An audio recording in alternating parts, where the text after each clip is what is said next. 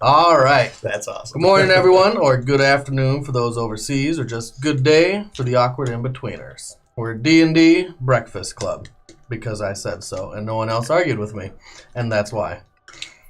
We're a group of friends from Minnesota that get together every Sunday at 7:30 a.m. Central Standard Time to play some Dungeons & Dragons. I'm here to chronicle our journey, their journey, more likely, and hope that everyone here will enjoy their stay. It's a live play stream, but it's non-interactive, so we're not going to be talking to anyone in the chat. If you have any questions, you can ask, and we'll get to them during the break or after the game. This is Session 0. It's actually Session 1, I lie, of a new campaign titled Mad Magnus Monroe.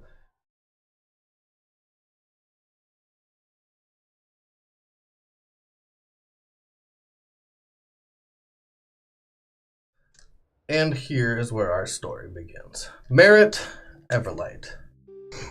You're standing in a small, narrow chamber. It's a hall that's been turned into a room. There's bookcases that are lined on each wall, stuffed with books from top to bottom. In each crevice where there's no books, in each cranny and crack, there's scrolls that are stuffed into the middle. You have little statues that are in front of the spines of the books. Some are worn, some are perfectly cut. Each statue is a representation of what you believe to be an angel. Some have wings, some wings are chipped and broken. At the end of this hall, you see a bed recessed into the left-hand wall. On that bed, you see a man laying down. At the end of this hall, you see a chair. In the chair is this old, ancient-looking, gray-haired man. His hair is wispy on the top and long, flowing over his shoulders. He has a short, crooked nose. This is a man you know to be Father Ramiel. On a chair in front of him, against the other side of the wall, is a man sitting there as well. Why don't you describe your character for us? Me? You. Okay, I wasn't sure. Merritt Everlight. So I'm not walking down the hall, I am sitting in the chair. No, you're not sitting in the chair. You are in the hall. Oh, so just describe myself while I'm walking. Just describe yourself. Okay. Merritt is very young. He was about 15 years old. So he is a reddish tiefling with rather large horns that tend to come out rather than just curl in like a ram's. He has, from a distance, his skin is almost a tannish or like a burgundy color, but if you get up close, it's because his red skin is covered in little fine line golden tattoos. Think maybe like Nightcrawler from the X-Men movie, except instead of cutting himself, it's little golden tattoos covering his face and hands. He's wearing a long priest's robe, or perhaps an acolyte robe, and is carrying, using a walking stick that's almost as tall as he is, that's rather ornate as well. He has a tail, and it sounds vaguely like he might have cloven feet underneath the robe, though you can't see them. Father Ramiel sits in the chair. He looks up. You can see the aged lines in his cheeks and his forehead. His eyes are sunken in. He's been with the Citadel of the Sun for a long, long time, almost his entire life. He's someone that you've grown up with. Very matter-of-fact man. He wears a blue cloak over a blue tabard. On the blue tabard is the symbol of Palor. It has the sun. And behind that spiked sun is two wings that fold out, feathered wings that look like an angel. And he looks up at you and he... Merritt Everlight, thank you for attending my summons. Of course, sir. And I brought your tea. He takes the cup. He grabs a stick that was leaning against the table, stands it up. You can see his hands shaking as he tries to lift his butt off the chair to stand for you. I attempt to help. You help him up. Yeah. He grabs your hands and thanks. I summoned you here because this man, Delarin Cooper, you're laying in the bed, a leg injury. Why don't you describe yourself? Okay, so I've got short black hair and a little bit of a kind of a light beard, almost like a goat sort of thing growing in. I'm pretty physically fit in general. I'm probably bored looking. My character, you can tell that he's fidgety. He wants to get up and leave. Like, he just looks like he'd rather be somewhere else than in this bed. Cool. This man, Delarin Cooper, has just awoken. There was no room in the healer's hall for anyone anymore, and I've allowed him to take refuge in my chambers for the moment. He's been asking for your mother. I'm sorry, for Lady Everlight. And this man as well, across from the bed, sitting in the chair, an old wooden rickety chair. It's creaking every once in a while as the man moves around. Artigan Hostigan has also been asking for Lady Everlight. Why don't you describe your character? Blonde hair, about shoulder length, mostly dressed in commoner clothes, browns and greens, blues. Belt going across his chest. Do you carry anything on you?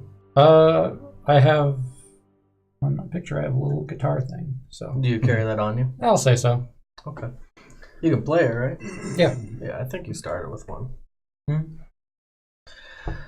I would have sent someone to fetch her besides you. However, she's asked that no one disturb her solar, and I'm sure you can understand that. Well, if anyone can disturb her, it would be you. It is my specialty. Would you like me to bring her down here, or is that the best? Nope. Maybe see if she can take an audience. I'll attend them a little longer, and then we can be rid of them, and I can get my room back eventually. Am I too weak to sit? It's painful, But I could try. but you can sit up. Okay, I'll sit up. He looks over at you. He's like, just sit for now. Help me put my armor on. What? Help me put my armor on. Your armor? I'm assuming it's He's got it next to me. shoved up in the end of the bed. It's against the wall. Just mishap. Yeah, I probably have a shield on top of it. The sword, though, is, I'm going to guess, next to the bed where I could reach it if I had to. Okay. I'll look at him and see if he reacts at all. By all means, the quicker you put it on, the faster you can attend Lady Everlight. Okay. I'll grab the armor from across and start laying it on the bed. Help him on. So I'll bolt up. Yeah. Mr. Hostigan, Mr. Cooper, I will go now to see Miss Everlight. But is there anything else you ask of me? Anything else you need? The hospitality here has been more than enough. Thank you. On the table, you see a candle that's been burning for a few hours. It's halfway burnt down. The wax is dripping onto the table, and it's reflecting and spraying red prismatic light through a pure red statue, slightly translucent. You can only imagine this statue of sitting about yay high off the table, an angel with wings widespread, most likely made out of pure ruby. Well, I will entertain them for a while more while you get an audience. I was bow and then shuffle on out, or clod out. Thank you so much, Master Merritt. On the bookcases, you see a bunch of different titles mostly of angels. There's a smattering of Palor and Sun within the names as well. very vast library of mostly the religion of Palor and the god. He looks over at you guys and quietly at you. He's like, I know what you are. I could tell you stories of angels that would make your skin crawl. I'll pass, thank you. Merritt, you head up 3 stories. It's about 5 stories in total.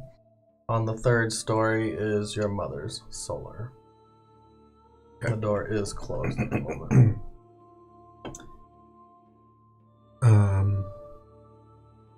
No, actually, I don't even knock. I just check the handle.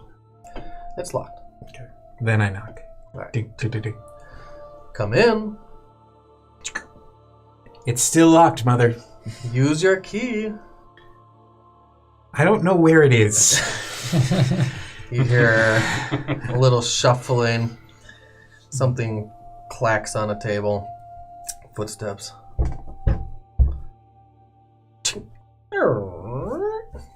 She looks at you. Morning. She smiles. Gloriosa Everlight. She smiles with her eyes. She's a very, very beautiful woman. She's been losing her eyesight for the past 5 years. She has blonde hair. It's spilling across her shoulders. Goes down to half her back. Very fair skin. Doesn't need to wear makeup. She has just a very natural beauty. Wears a white, pure white tabard. No cloak. Her pants are commoner's pants. She's not wearing shoes at the moment. She's like, come in, sit. Oh, thank you. I'll be just a moment. And she goes back to her desk. On her table, in this small stone, humble room, the only thing in here besides the bed, a chair, a table, and a chair for a guest is a tabard that hangs against the wall. And this tabard is bright red, pure red background with a yellow ringed sun, the symbol of Palor.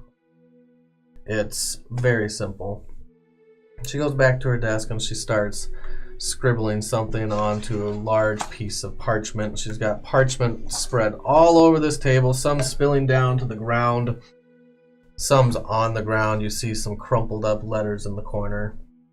Looks like she's been going for a while. She's like writing for another 3 minutes before she finally attends to I it. pick up a random piece of paper out of the pile. She looks over. She's like, please don't. Back mostly where it was. Mom was very, very curious. Always curious. Keeps writing. Once she finishes, she rolls it up, takes out a metal stamp on top of her desk, drips some wax, and seals it in with the symbol of Palor, and puts it in her pocket. So, Merritt, how can I help you? I just wanted to say hello. It's always nice to say hello. Mm-hmm. So, like, here, come here, braid my hair. This is a ritual that you guys do. Okay. Since you were old enough to braid her hair. Sure. She's like, sits back, throws her hair back behind the chair. Where's your brush? It's on the table. She Oh, I didn't see it. So, to the back of her head, I start talking, I guess. So there's 2 gentlemen downstairs who are asking for you, apparently by name. She's like, yes, you told me about them before. I remember you saying something. What have they been saying? I'm not certain. They're staying in Father Ramiel's room right now, and he seemed eager to have his space back, and so he's hoping that maybe he'll send them on their way. I'm not entirely sure. I know they've both been talking about Magnus Monroe, and I have been giving it a lot of thought. Okay. I think tonight I will meet with them. Hmm. Have them meet me in the Healer's Hall in 30 minutes. I will be Yeah. working all night. Yes. Very well. I will certainly do that. Braid it a little tighter, please.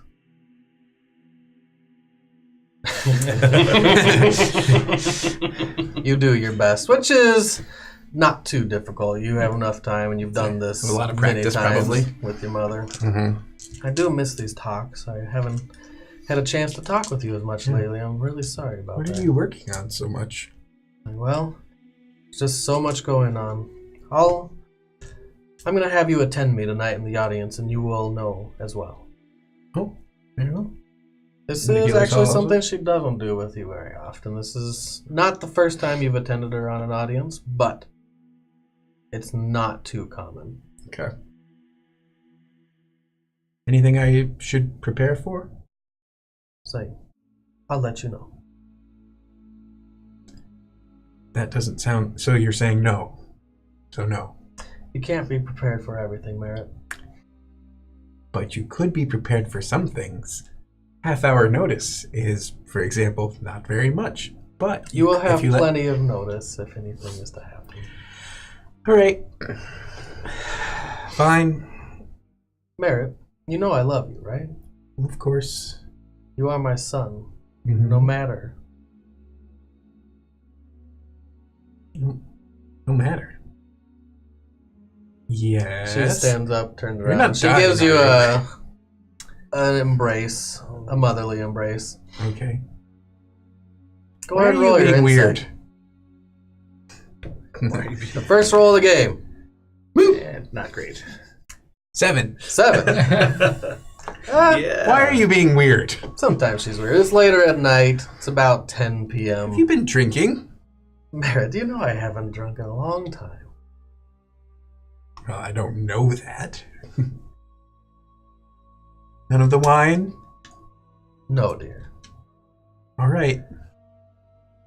It's fine if you did, but just want to figure out why you're doing this.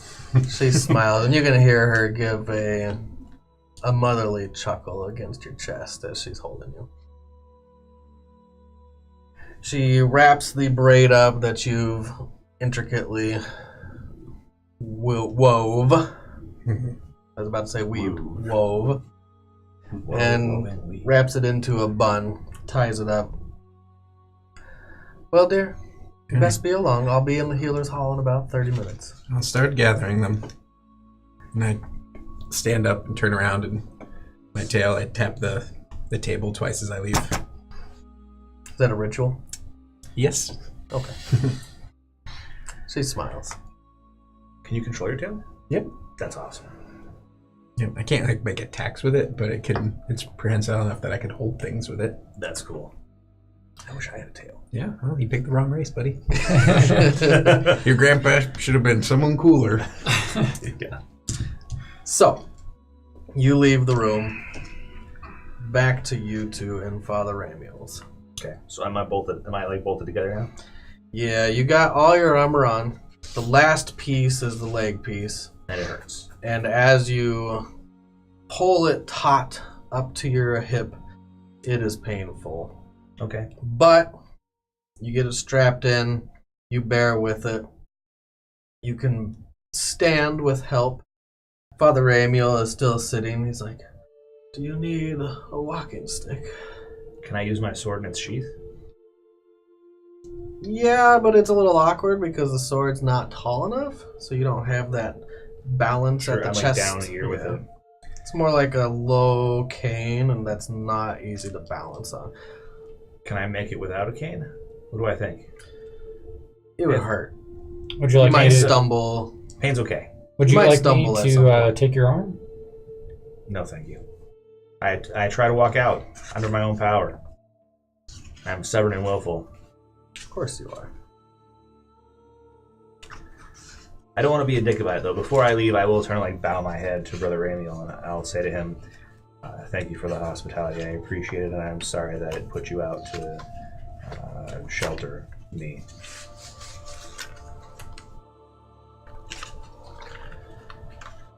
He grabs your wrist, not aggressively, but taut. It's a grip that you weren't expecting It's a from strong this old grit. man. He's got old man grit. Okay.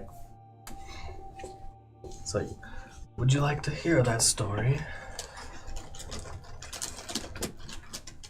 No, thank you. From now on out, I'll make the stories. I'll pull my hand free. You wrench it free. It doesn't take much. I don't want to hurt the guy, but I do want to get free. Mr. Hostigan, Yes. I'm very sorry for your loss. I know that there's not words that anyone can give at a time like this. I can only offer maybe someone else's wisdom. And he reaches behind him and he grabs a book. And it's Palor's Graces is the title of the book. I've had a lot of pain in my own life. And I've lost a lot of loved ones, a lot of friends. Maybe this will keep you with a little hope in your life. I've taken the namesake Ramiel. Ramiel was a fallen angel. He followed his own lusts in life and was banished from Palor's Graces. It reminds me that we are all capable of anything in our lives. That's He hands okay. you the book. I'm gonna make it right. Before Just need help. I do leave, I do ask the guy, is there anything I can do for you, brother? For the hospitality that you've shown me. If there's a kindness that you need, and it's in my power, I would do it before I leave this town, although my time here is short. I don't ask for kindness for myself. I just ask that you return the kindness that I've shown you to others.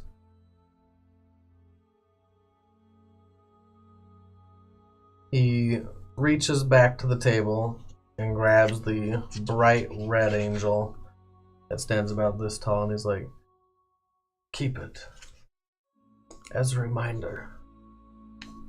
It must be worth a small fortune. I can't take this.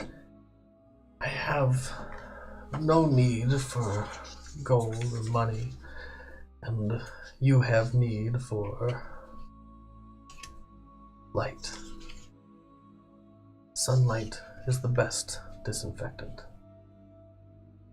He presses the angel into your hand, and it sits around your hand. The angel spread out, the wings spread out wide across your palm. You know it's at least worth probably 100 gold. Easily. Thank you again for your kindness. If there's any way that I can repay it to those that deserve it, I will do so. In the back. He doesn't argue with you, although it looks like he, even without insight, at one point it looks like he's gonna say something and he stops. And he shakes his head. Thank you for your time.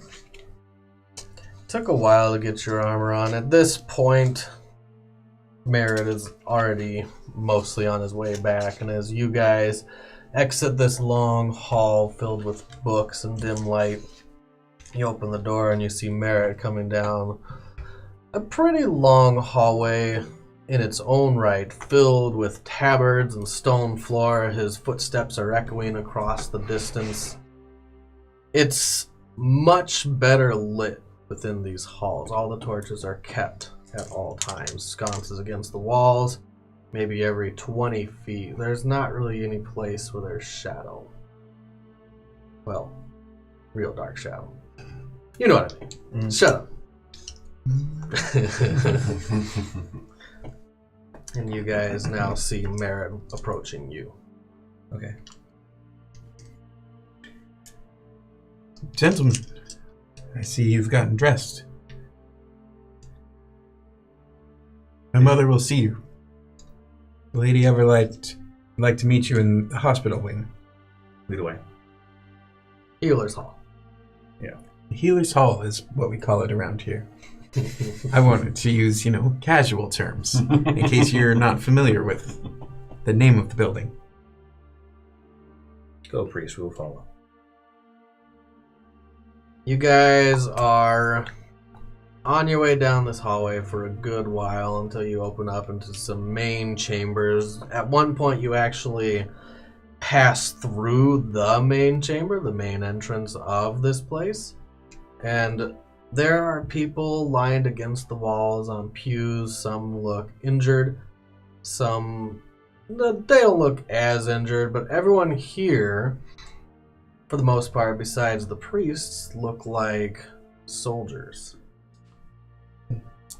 And Soldiers of the Resistance, or soldiers of the Resistance, as far as you can tell. if I recognize anyone, I'll nod to them. I don't have dice. Who needs dice, right? My background says that any soldiers from the previous force that I belong to will pay me respect due to my station. Good for you. Yeah, it's like they're all dead. Yeah. or you betrayed them. That's You right, wrote Bob. that in. You built that into your story. I did. In my mind, though, I didn't betray him. I did what had to be done. Yeah, They yeah, can yeah. see it however they want to, but my character's like, yeah, I did the right thing. Here we go.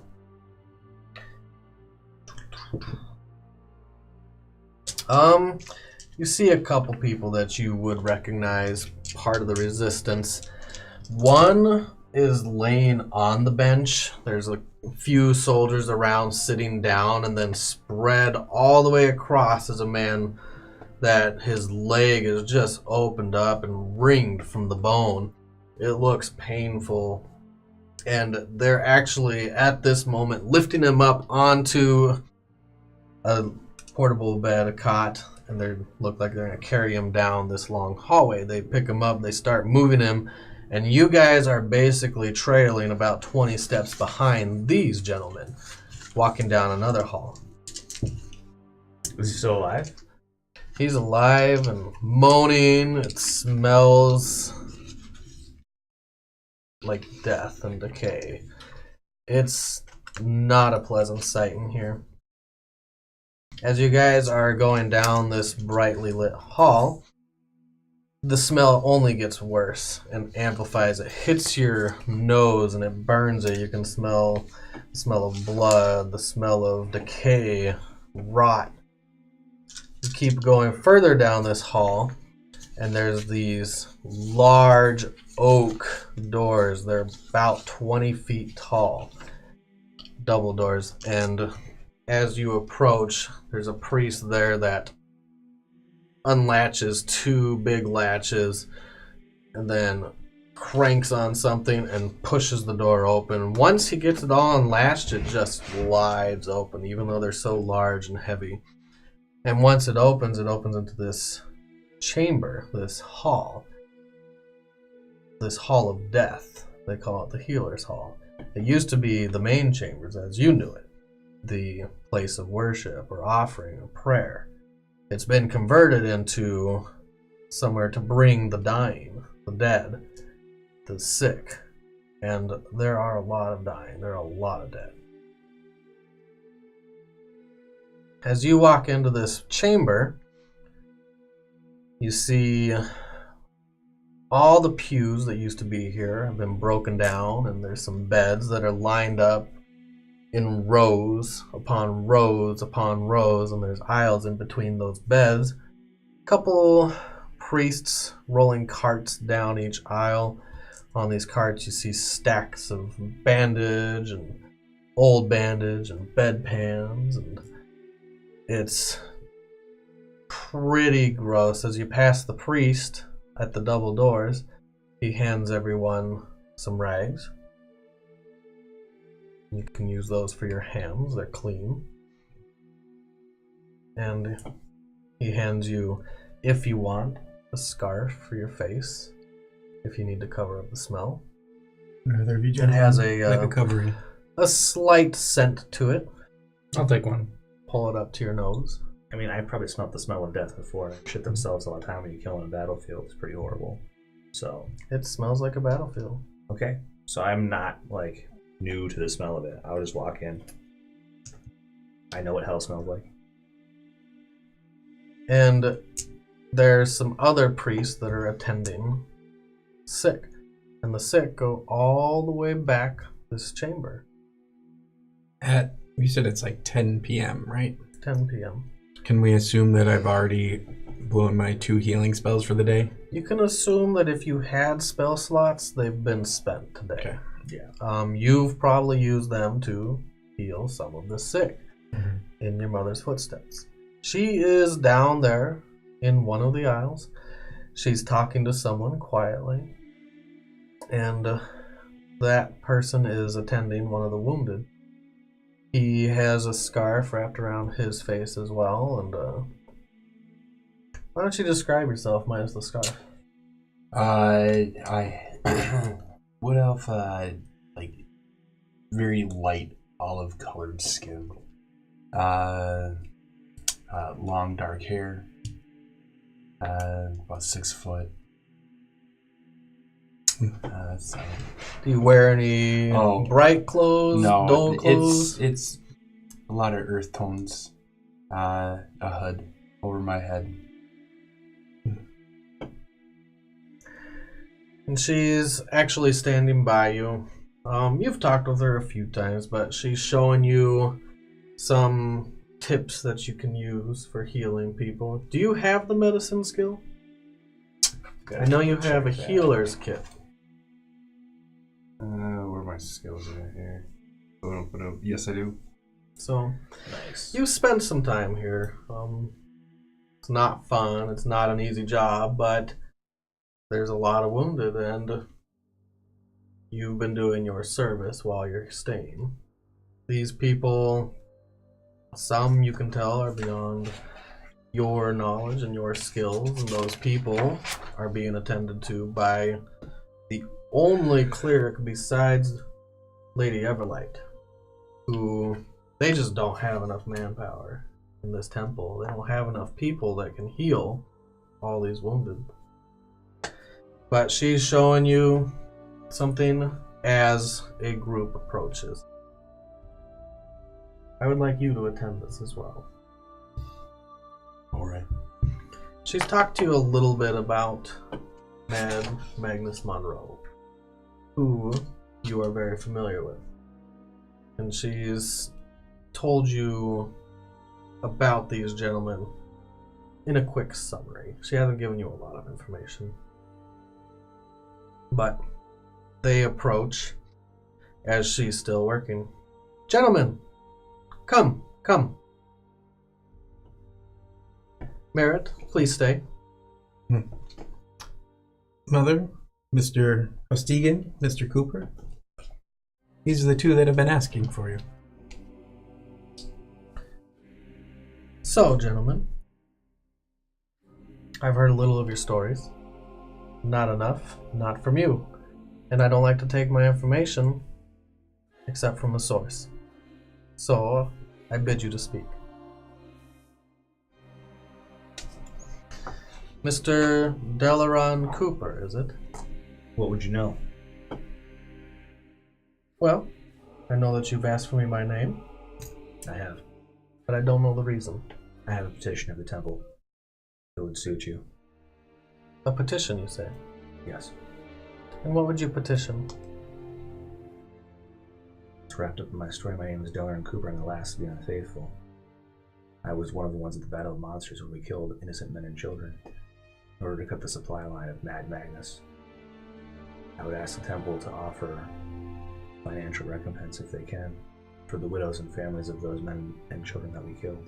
I will give you all the money I have in my pocket and swear by my sword to make restitution when I return if I do. That is what I wish to ask you. I no longer follow Palor, but I know that those that do have mercy and kindness in their hearts, so I beseech you now. And do you know all these that you've harmed? Do you know their families? Only their faces. But the church has resources that I do not have. You could As you extend can your see, reach. my resources are spread very thin. I understand. And she waves her hands around this hall that is just filled with wounded soldiers. As you're walking around, you hear moans and groans, sometimes whimpers, and even every once in a while a scream. And priests that are priests in name but not in magic, attending the wounded. She starts walking. Walk and talk. She makes sure everyone does as well. Sir, I don't believe we've met. I am Merritt Everlight. Garavon. If only we'd met under better circumstances. Mm-hmm. Yeah. We should hurry this up so I can get back to the wounded. Of course. That is why we're walking and talking. Mm-hmm. Do you accept his help still? No, I didn't accept this up before. Oh, okay. No, Would you like to use this staff? No, thank you. Give me... If I use lay on hands on myself for the day, will it help me walk better? It is gone. Yeah. Okay. Even I'm my assuming all your has just gone beneficial spell slots are gone for the day. Okay. That's just where we start. Right. But I'm not going to put you in the comment and be like, hey, you have no stuff. Ha ha ha. That's fine. That's not what I'll do. I mean, most of the stuff I do is swing the sword anyways. I know. She walks you guys past more wounded. She bends down near one of the priests and says something very quietly that you can't hear into his ear. And he walks off to another end of the chamber. So, you would petition us to pay recompense to the people that we don't know. It wasn't very well thought out, but it's not... It's something we will do if we have the resources, whether you wanted it or not. That is just who we are. We believe that everyone is worth redemption. Even you. Everybody's wrong sometimes. I handed her my house of gold. This might help. How much is it? Only 9. 9 gold. That's all I have. Like, this Like, might help. Please keep your gold. Use it for you. I will use it to further my personal quest. And what is that? To find and destroy Magnus Monroe. Tell me, do you know why you woke up in Father Ramiel's chambers? No. What would a man in this very hall, why would they try to slit your throat? And why would I have to stop them? I assume that some of my past comrades had taken my actions and decided that I was not acting in their best favor. It's possible that the things that I had done could be seen in those lights, in that light. And how do you see it? I did what had to be done, ma'am. Sometimes life is full of hard choices. I made one. Life is full of hard choices all the time. Agreed. Mr. Hostigan, I need someone to come with me to resurrect my fiancée. I've heard your plight. This is something that's beyond me. There might be people out there that can do this for you. I have heard that your fiancé has been turned. Being turned is once you destroy that body, they are gone. And only the most powerful of clerics or people that know how to bring back the dead can. That's not something I can do. I will do whatever I can to help you. Do you know where the body is? Body is most likely with Magnus. I was informed that he took her with him. The body, except for those most powerful, is something that is needed in the resurrection ritual. I plan on seeing Magnus again and being the one to throw my sword into his chest. Mr. Hostian, Yes. if you wish, you can accompany me on my quest, and I will retrieve her body for you. Be most kind. And where does your quest lead, everyone? To hell and back if need be, ma'am. Do you know where you're going? Not yet.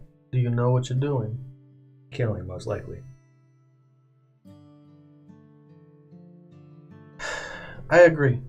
Something needs to be done. In these winter months, Mad Magnus has pulled back his armies. He has not crossed the Wailing Wall for some time. He does not have the capability to do that in Glim. Once Glim has settled and we are into the warmer months of the year, I know that he will be taking his armies past the wall again. Once that snow thaws, I don't see any hope for Oakdale as we are. This town is not fortified against an army of his size. My hope is he'll be dead by then. Cut off the head, kill the snake. Sound strategy. If that's possible, it's not by you. I know what you want. I know you want to be the ones to take him on right now, but that is not your place. He is much more powerful. I have met him. And he was much more powerful than me back then. But I do offer some help. I know some people. I know King Galen in Riverstorm. He could be of help to us. He could send reinforcements if someone could convince him. That's the wrong way, man. I'm sorry. I admire your valor, but you may as well shout at a mountain. Until you greatly increase your power, there's not much that you could do. Just because a task is impossible doesn't mean that someone shouldn't try. You can barely walk down a hallway. True.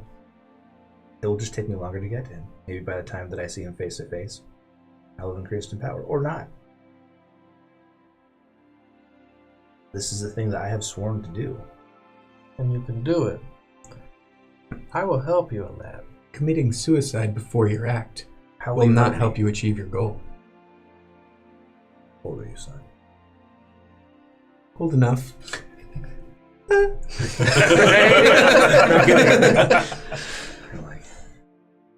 I appreciate your encouragement to do what you think is right. How will you help me if I do this task for you? If you give me the reinforcements, go to Riverstorm, inquire of King Galen, anything you can do for this town. You do care about the towns across the wall, correct? I did what I did for the people here. For the people of Woodhaven. On this side of the wall. Yes, ma'am. We won't last unless we have reinforcements. It's just a fact. We will have to leave our town and head east, or head west, actually. If we do that, he will continue pressing, and he will press his armies into the heart of the world, and he'll eventually take everything. I've lost track of time while I've been infirm. How long do we have until the end of Glim? This is the first month of the year. We have 3 months until the end of Glim. So we have 3 months to get to Riverstone, convince the king to get back. We'll It need shouldn't horses. take more than a month. We'll need horses. My leg is bad. We can get you guys what you need. Merritt, you will accompany these gentlemen. Are you sure that's wise? Are you sure that's wise, Mom? She smiles. Merritt, you may be young in age. You are wise beyond your years. Smart beyond your years. There we go. Yeah, right? I've seen the things you can do. And I know that you can do this for us. These gentlemen need light. And you are a great source of light. Don't worry, son. I'll keep you safe if I can. I would like you to accompany them as well. These lands are dangerous and you know them. You have done me great service here and I appreciate that. Thank you for taking me in. I know these woods better than anybody. Let's go. Let's do this. Let me write up some documents tonight. I'll give you a writ that you can hand King Galen. That should give you an audience. From there, it's on you to convince him to send us reinforcements. What kind of man is the king? He's a good man. I haven't seen him in a long time, maybe 10 years. He lost his father at the Wailing Wall. He came through at that time, and he was injured himself. His father would not come back. His soul remains. You said it was beyond you to revive anybody if they don't have the body. Do you know anybody that currently is capable of doing that? There are some. Few in this world, but there are some. I know there's some in Sharanor. That magic is not handed out freely. Obviously, there are many in this world with people they've lost. Fear not, Mr. Hostigan. We will get the body. Perhaps the sun will rise again for her. If not, Magnus will pay. You'll all stay in my chambers tonight. I've had them put in some extra beds. I scowl at you. I was like, what? I'll be here working all night. As she says that, she is working on one of the wounded. He's got a gash in his leg, and she creates this little spirit dove. It's very translucent and wispy, and it flows through his leg, unforms into a fog of like a cloud, reforms into a dove as it passes through. And as it passes through, you see the flesh start to stitch together and the muscles start to pull tight, and they form and close the wound on this soldier's leg. And she moves the dove as she's walking and talking to different wounds. The next person has a wound in his shoulder, and the dove flies through, and as it flies through, the shoulder stitches up and moves it on. She does that for a little bit. I'll be here all night. There's more work for me than ever in these times. Stay tonight. Regain your strengths. The dove flies through your leg and heals the wound as it passes through. Completely stitches it all up. It's an instant soothing feeling to your limp and your pain. Awesome. I bow my head.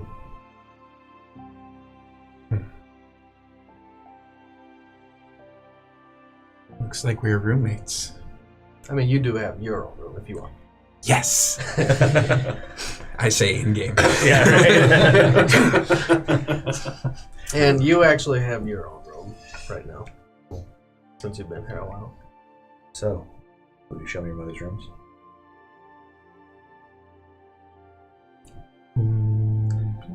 Right this way, gentlemen. You were all relieved. Garavon, I'd like to talk to you a little. Alright. Elf, good night. Yeah, we'll see you tomorrow. I walk off. Alright, so you I'll show guys you the all chambers. head off to the chambers. You hear the footsteps fade away in the distance. And all that takes over your senses now is the smell of death mixed in with the slightly sweet smell. It's probably like honey and water that was poured into this scarf that is blocking out some of the death and decay. You've been here a while, and it is hard to get past. And she continues walking as the dove dissipates, and she walks over to one man who it looks like his leg has turned black. Oh no. And there's a priest there trying to work on him. She bends over and whispers something to him, and he walks off. Mr. Aether, you are something else, aren't you? Well, you've asked that I give you my blessing, that I do what I can for you in your times of trouble, in times of need. I give that to you freely. You have the blessing of Palor. The priest walks back at this point, and he's got a saw. And she takes it. She's like, please. And she hands you one end. Oh, you gotta do the deed. That's rough. Right. She goes and holds him down, and when she presses her hands against his shoulders and pushes him down, it's almost scary how forceful it is. Not aggressively, but strength-wise. Okay. And she keeps him held down by the shoulders. She's like, need to cut up by the hip. Do I roll for that? Take your time. You're like, Constitution save, maybe. yeah. Give We're gonna need me... to cauterize that. Roll a d20 and add your Constitution modifier. Nice. That's +1. There you go. All right. Good deal. 6. Oh no! And you're not... Yeah, you don't have Constitution as your sword. Fantastic. You put the saw to the flesh, and you take a moment. As you push down, you see the blood form up on the blades and spill across the leg, just barely pressing in. And there's a moment of hesitation.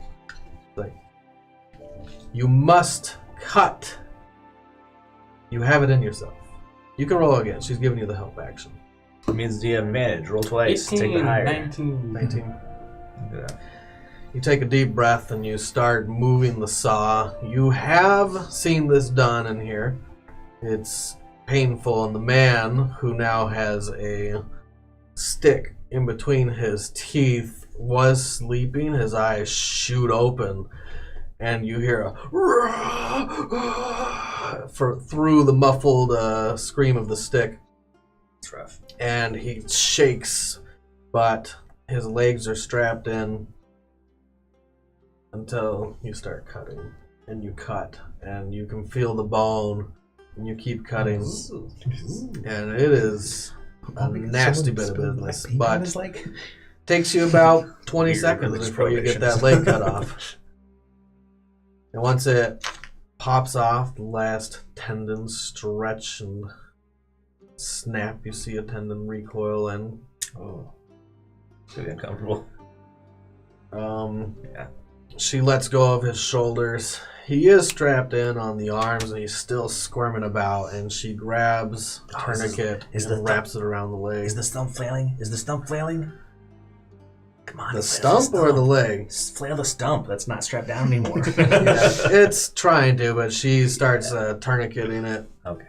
And wrapping around it, and the blood flow stops pretty rapidly. We do thank you for everything you've done. I give you my blessing freely. Walk with me. Okay. She walks you back into the very end of the chamber. At this point, the beds have stopped. There's almost a line. There's about 20 feet of empty space, and one pew in front of the altar of Palor. She lights one candle on the altar, and when she does that, all the lights in that entire end of the chamber light up around this enormous stained glass mural. On this stained glass mural is an old wise man, who you can only think of as Palor, with a sun behind his head, almost as if it's a crown. There's some hills and some mountains in front of him, and it's huge. It's probably about 30 feet high. And all the candles reflect and bounce the lights back into the chamber, and there's a spray, a prism of color on the ground. I want to ask you a favor. What is it? My son, Merritt. He's a good kid. I've taught him a lot as he's grown up. He doesn't have the mind of money, and he hasn't been in hardship. There might be hardship on his journey. I want to ask you to protect him. That's He seems a little squishy. He is an amazing man. He's grown up so much. He's been through a lot that he doesn't even know. Does he have any training at all?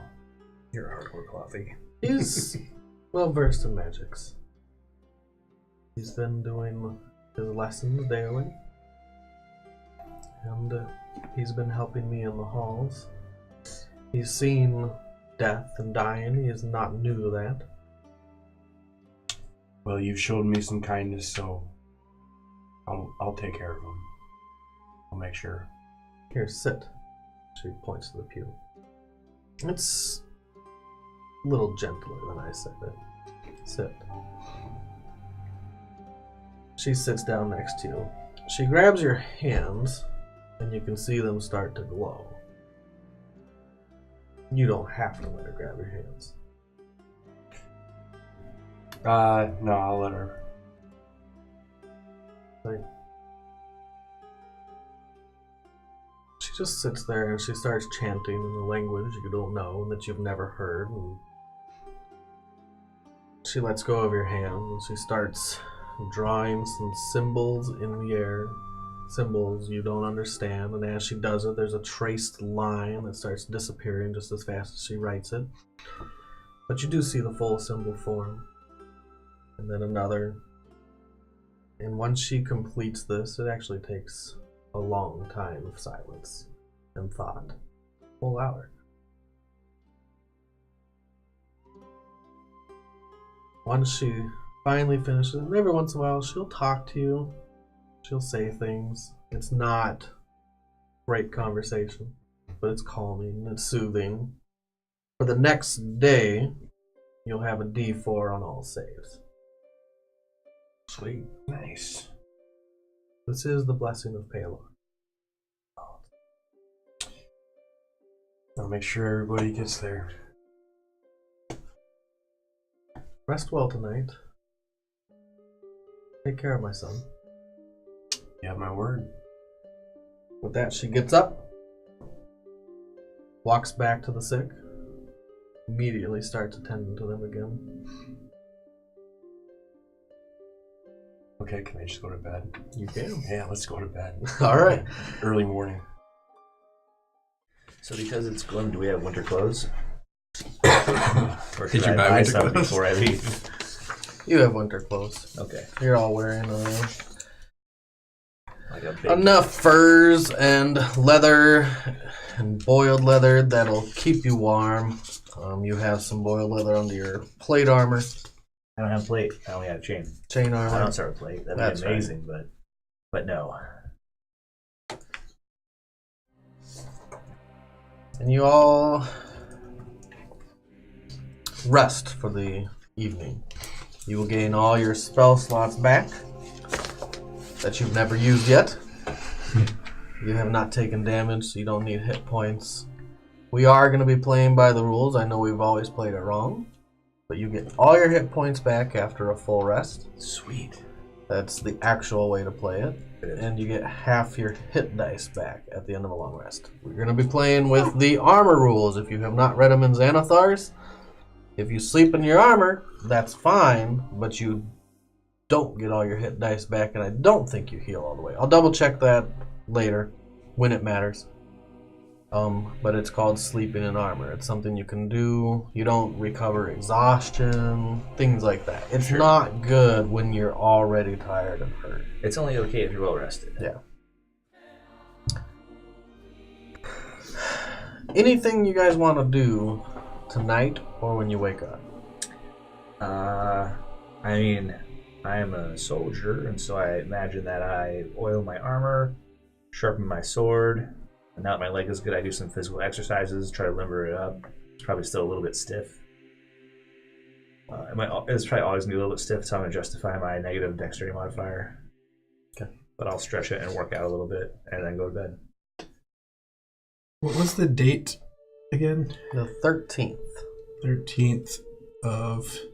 I have a calendar here. Yeah. I was actually going to give you guys a calendar, and I forgot. That's what so I was looking for. I will include that next game. You'll have a calendar, hopefully a printout. Maybe Brian can do that for us, because he's better at printing shit out than I am. Agreed.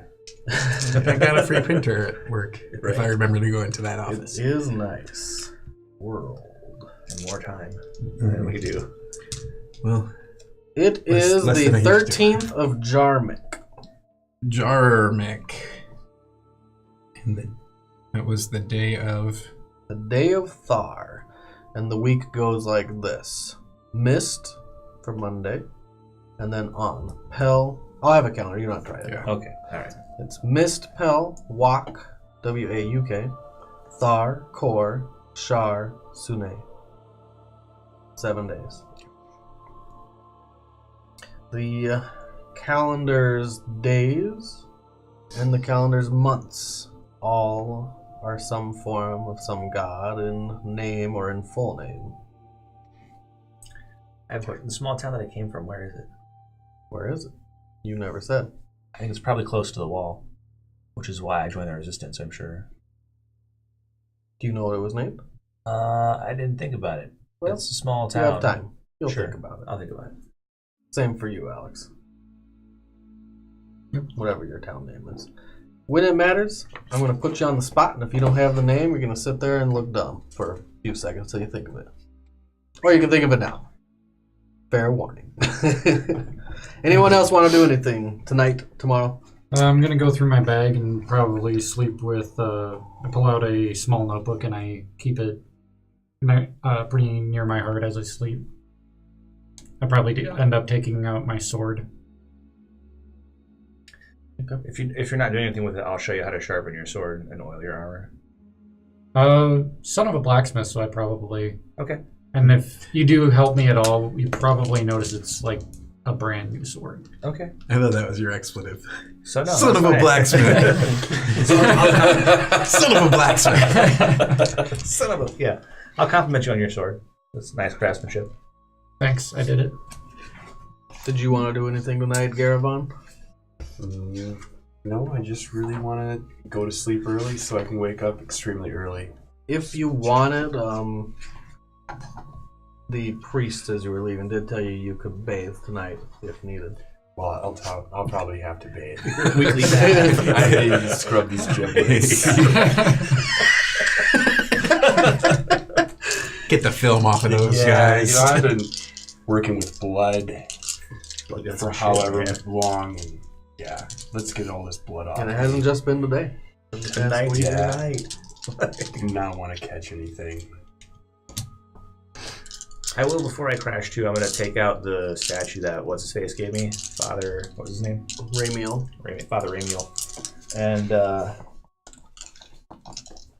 I'll just look at it a little bit and see how the light reflects through it. And I mean, the name Ramiel, he said it was a fallen angel, right? So I think it's ironic, but also fitting that I ran into him. And then after a little while in contemplation, I'll put it away.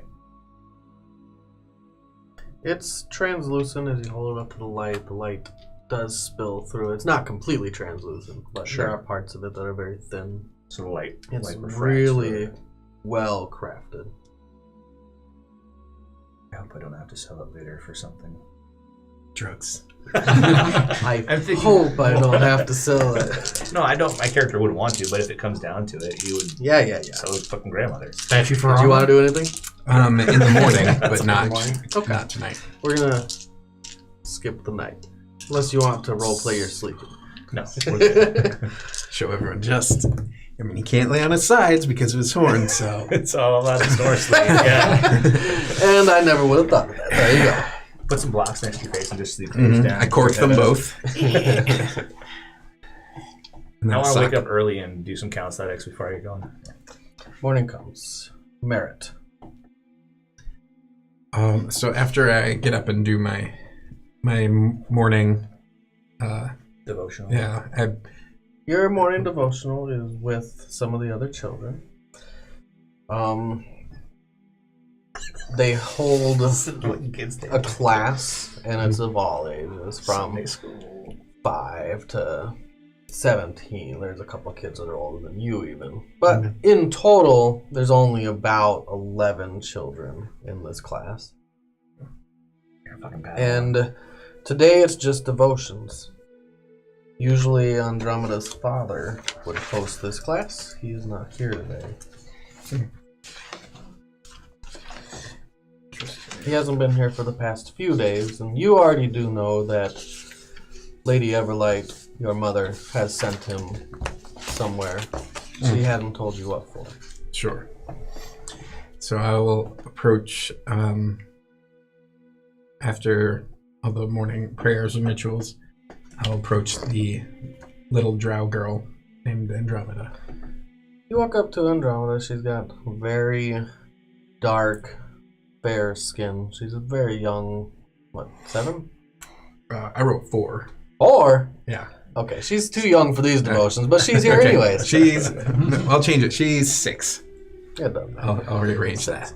Either way, 4, 6, 10. She Really? has the smile of an angel, and she looks up at you, and she looks up to you, and she gives you a big, tight hug as you approach her. She jumps into your arms. Even though she's small, it's still a little heavy for you, but you manage to hold on to her. Name's Andromeda. Andromeda. Andromeda marked for death. No! That's always how this goes. It's up to you. Slayer! Whoever I care about. She's like, Merritt! Good She's morning, excited to Andy. see you. I heard you're leaving. Yeah, I've got to go on a little adventure. Just like my daddy. That's so fun. Yeah. Have you been all right without him? Yeah. Okay. She hesitated for a moment, but then she smiles when she looks up at you. It does get sad sometimes, but that's okay. Like, I don't want you to leave. Well, sometimes the sun sets, sometimes the sun rises. Things change, and that's okay too. And she giggles. Yeah, you hold down the fort for me, okay? You think you can protect all these other kids? Nah. I didn't She think so. laughs. Well, you, just stay you, okay? She smiles. And you see all the other kids have collected in their little groups. There's a group of 3 over here, and a couple over here, and a couple over there. You know that she doesn't have anyone. She has you. Mm. And when you leave, that she's pretty much by herself. Mm-hmm. Stay cool.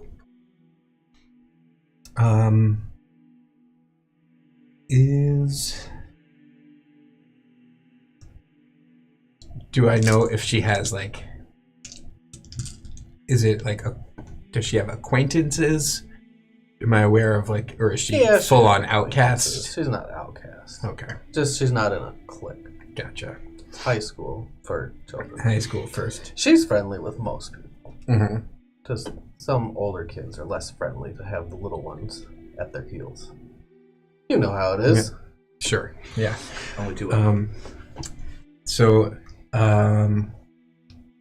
I say, so when I come back, I'm just gonna ask how it all went, and so you take notes, okay? You let me know.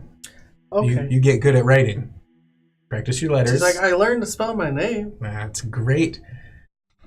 The whole thing, or just Andy? The whole thing. Oh, That's a long name. Yeah, it is. I can't even say it. That's why I call you Andy. She's like, your name's easy. And she grabs a little quill that she has in her pocket and starts writing your name, but she writes the E backwards. And it looks pretty bad. And she spends her time on it. Squiggly lines and all. And as she writes it out, she draws a big happy face. Bink. And then 2 horns. Tink. Yeah. And it looks awful. And she hands it to you. She's like, you keep this with you. Absolutely, darling. Thank you. And she laughs and giggles. All right. Well, Stop it. You, Sorry. you stay safe. And remember to say your prayers. And then I kind of rub her on the head. Got it. It's fine. Okay. You didn't earthquake too much. That's good. I keep bonking it though, Fat because man. it's like the thing goes right here next to my foot. I'll try to do better next time. It's the footer that's the problem, not the thing. That's cool. We'll reposition it next time. Cool. And she goes back and she goes start her second set of devotions. At that point, you can go to the cafeteria and eat. Mm-hmm. It's small. It look doesn't at fit my- enough people. Tiny bowl of lentils. Some people take their food and move on. And yeah, the food is rationed. You are on some of the worst food of your life. You might be used to it. You might be used to no food. Right. Any food is good food to you. That's right. Yeah. That's right. But either way, the town is on rations. It's not just this temple. Some temples eat better than others, but this temple follows Paylor. And they believe that what they have is for everyone. And that Hexor eats like kings. You fuckers. Everyone gathers in the eatery. Food is served. It's bland and it goes down quick. But you're all reunited. There's some other soldiers that have been healed up and they're sitting in there, some by themselves, a couple together. I will not sit with them. They don't seem to pay attention to you. It's good. Or know you. I just know that one of them tried to cut my throat, so...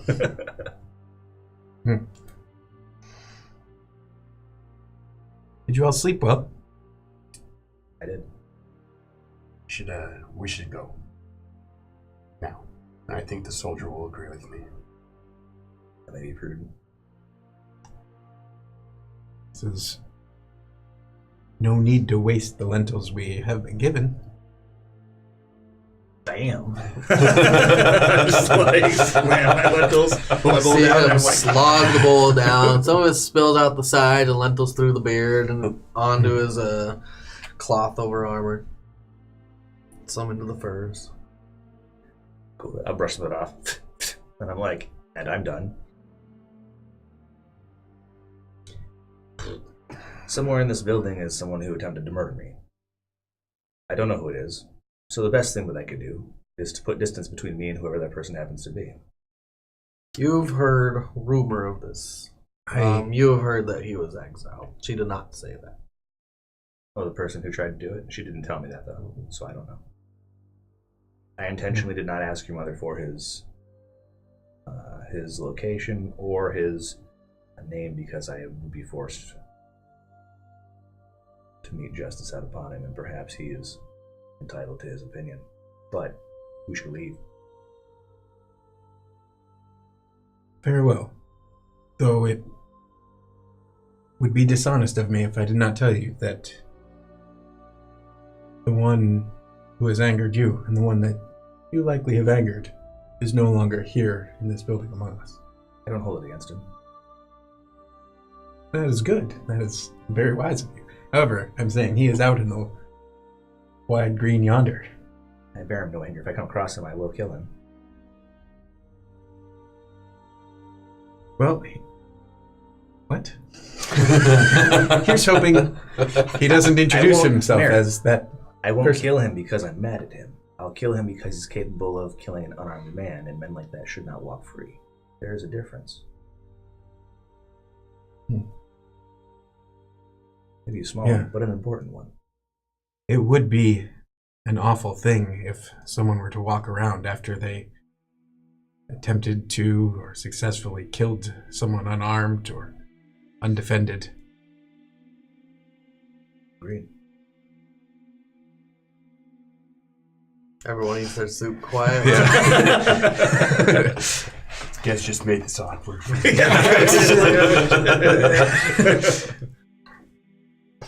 Well, let's go. Let's see if... I don't think I'm At smart that enough to pick point, which- you guys are just finishing up your soup, conversation and awkwardness, and there's some shuffling of footsteps in and out, but you hear a loud sound of heavy footfall. And you've heard these footsteps before. It's like cling, cling, Oh, no. full greaves, cling, Oh, cling. shit. This is bad. And when you hear Merritt, Anders! you look up and it is Aaron Anders. It's gotta be. I do this. I go, He has white, stark white hair. It's shaved on the sides and longer on top and combed backwards down. business in the front, party in the back. He has a white tabard, completely white as the town guard's tabard. It does not have any faith symbols on it because it's the town guard and the town is open to all different religions and faiths. Full plate armor, greaves, a giant warhammer on his back, and a loud, booming, and jolly voice. His armor has been polished over and over again, but it'll never be polished enough to take out all the dents and scratches and wear and age, no matter what he does. The armor is old and used. I stand and give him a little bow. Light's blessing on you. Light's blessing on you. So, I heard you're going on an adventure. He looks around. Are these your companions? It would seem so. These lucky gentlemen get to accompany me on my journey to being a cleric of Palar. Well, isn't that just grand? Yeah.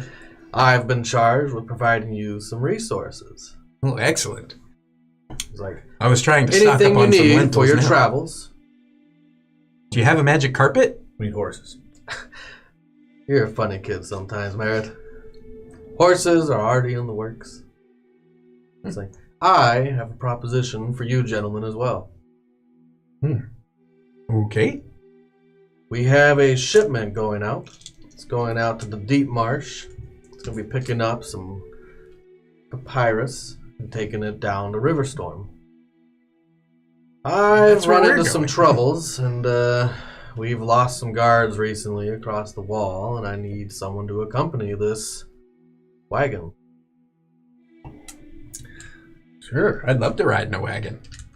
I request if you can meet it. There have been many soldiers here recently who have come in wounded, maybe dying, because of the conflict with Mad Magnus. Some of them must have left things behind.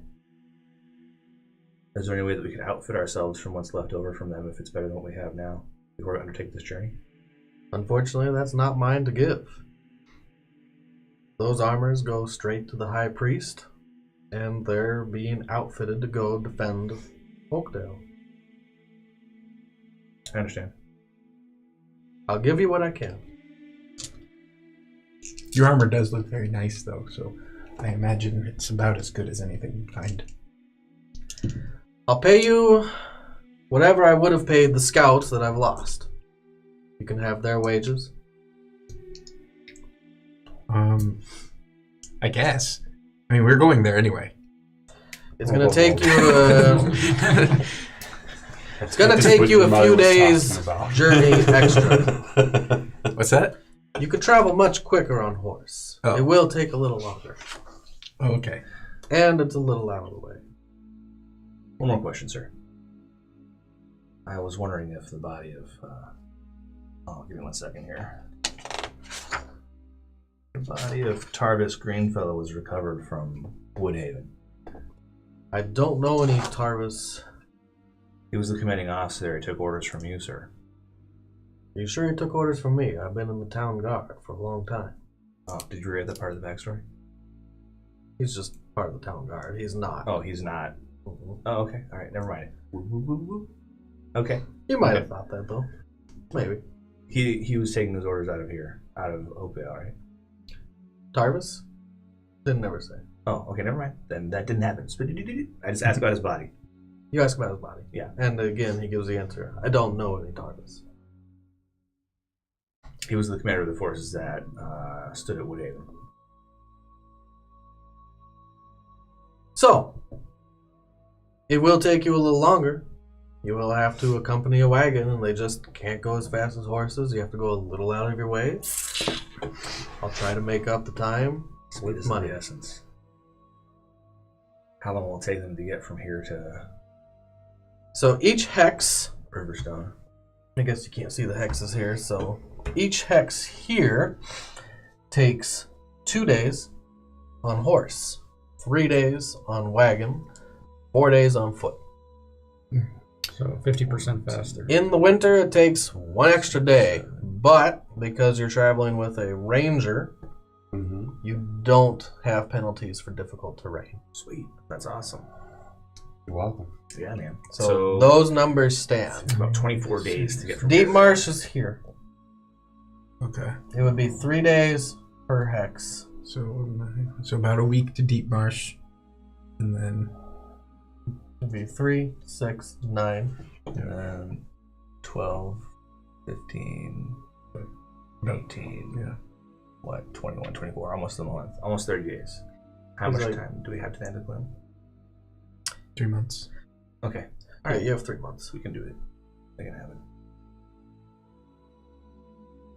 And we have to be. This is where we need to be. Riverstorm. Riverstorm. Oh, And this I thought is we were going where- someplace else. Oh, so it's kind of on the way. Well, yeah, we're going from here, picking up a shipment in the deep marsh and bringing it to Riverstorm. Is that what's going on? So And then 18 days that'll or be so. about a month, and we have to get 2, 3, convince them. 4, 5, 6, 7. 7, that's not bad. 21 days. Yeah. That's okay. That's doable. Approximate. Yeah, that's definitely doable. I thought we were going to Riverstone. Redstone. Oh, Redstone, yeah. I can't read from there. Now we're going down the Riverstorm. river, Okay. and we're going to try to get them to send reinforcements back up. Mhm. And so we need to give them at least a month's travel time. Gentlemen, follow me. Mm. He walks you outside to the stables.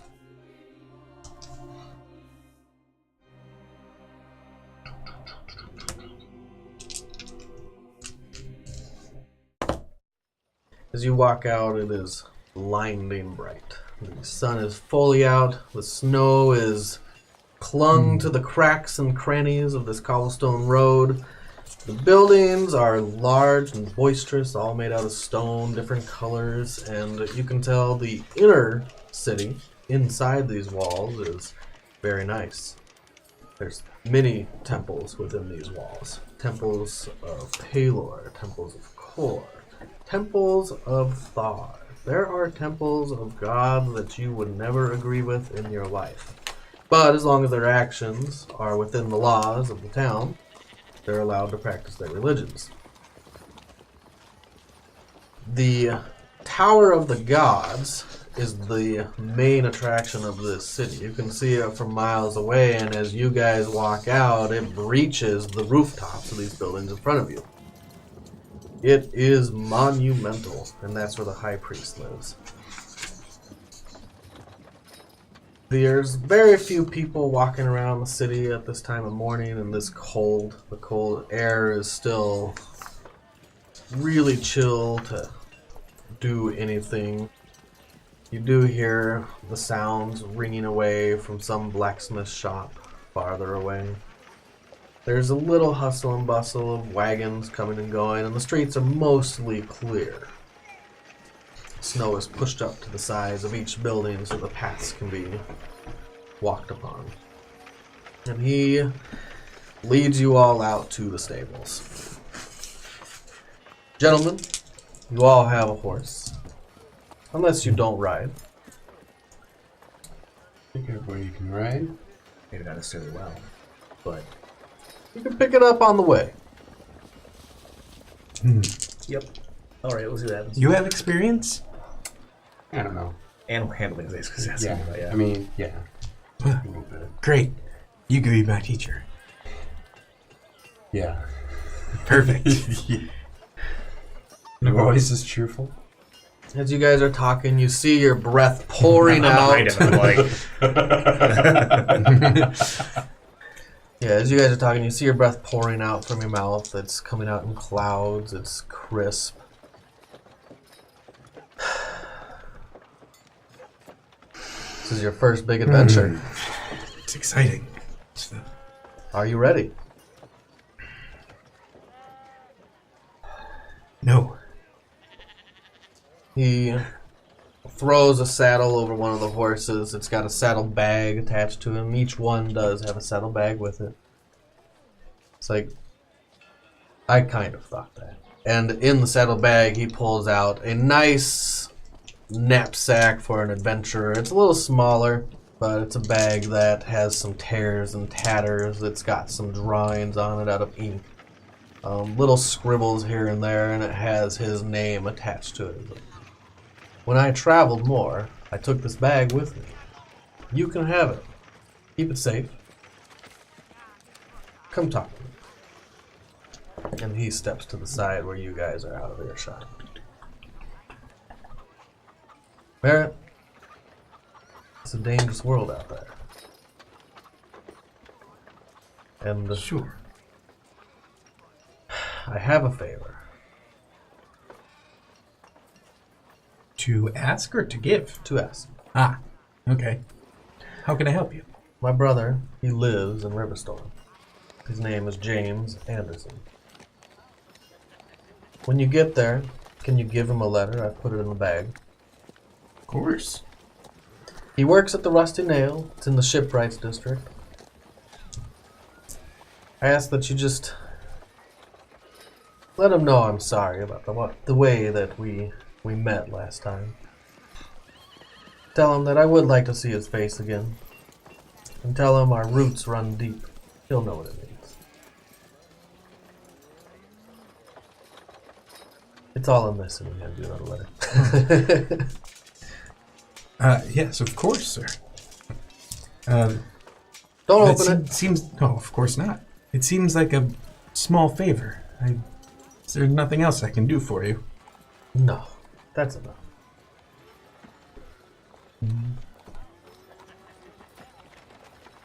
Roots run deep.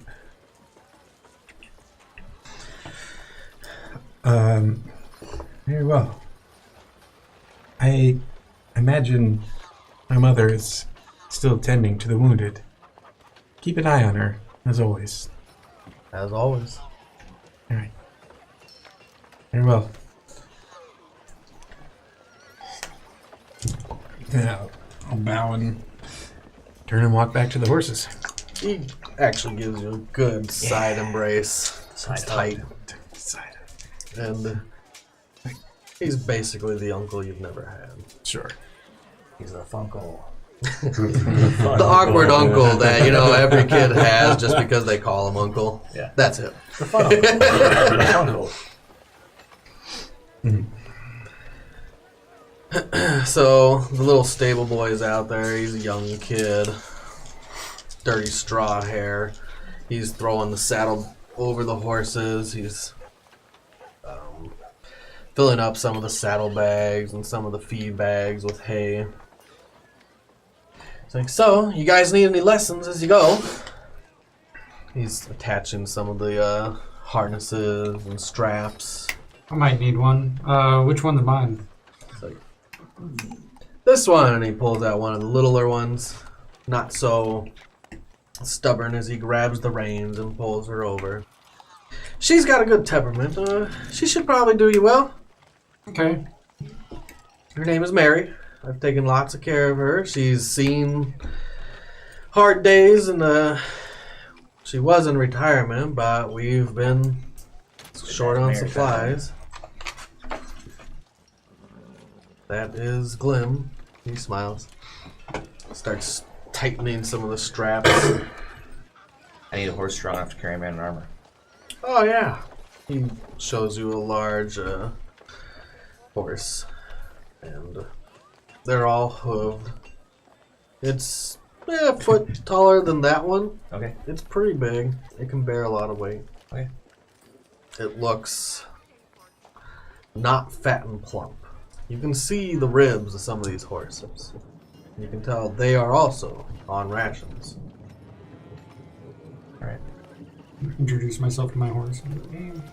Hey Mary, my name's Art. Sure, give me an animal handling roll with advantage, because he was helping you. 18 Minus 1. minus 1. 17. Yep. Yeah, she responds to you, and you see her snort, and the smoke's... And, you take a small handful of hay, and she takes it out of your hand gently. So, she should treat you well. Okay, so I watch him do it, and then I'm gonna walk up to my horse, put my hand in his nose, and I'll tell him I will try not to get you killed. Give me an animal handling, but not with advantage. Alright. 15 straight. That's good. It responds to you, it pushes its muzzle into you, and you feel a strength behind that push, but it's a push of affection almost. Like, way to go, buddy. What's his name? His name is Clyde. Clyde. He's strong. He should help you out in the tough times. He can pull wagons if you need. Have you seen battle? Oh, he's seen battle, and as you investigate further and look at his side. You can see parts where the hair hasn't grown back and scars and nothing that would be too dire though. We both have warm-ups. It's good. Okay.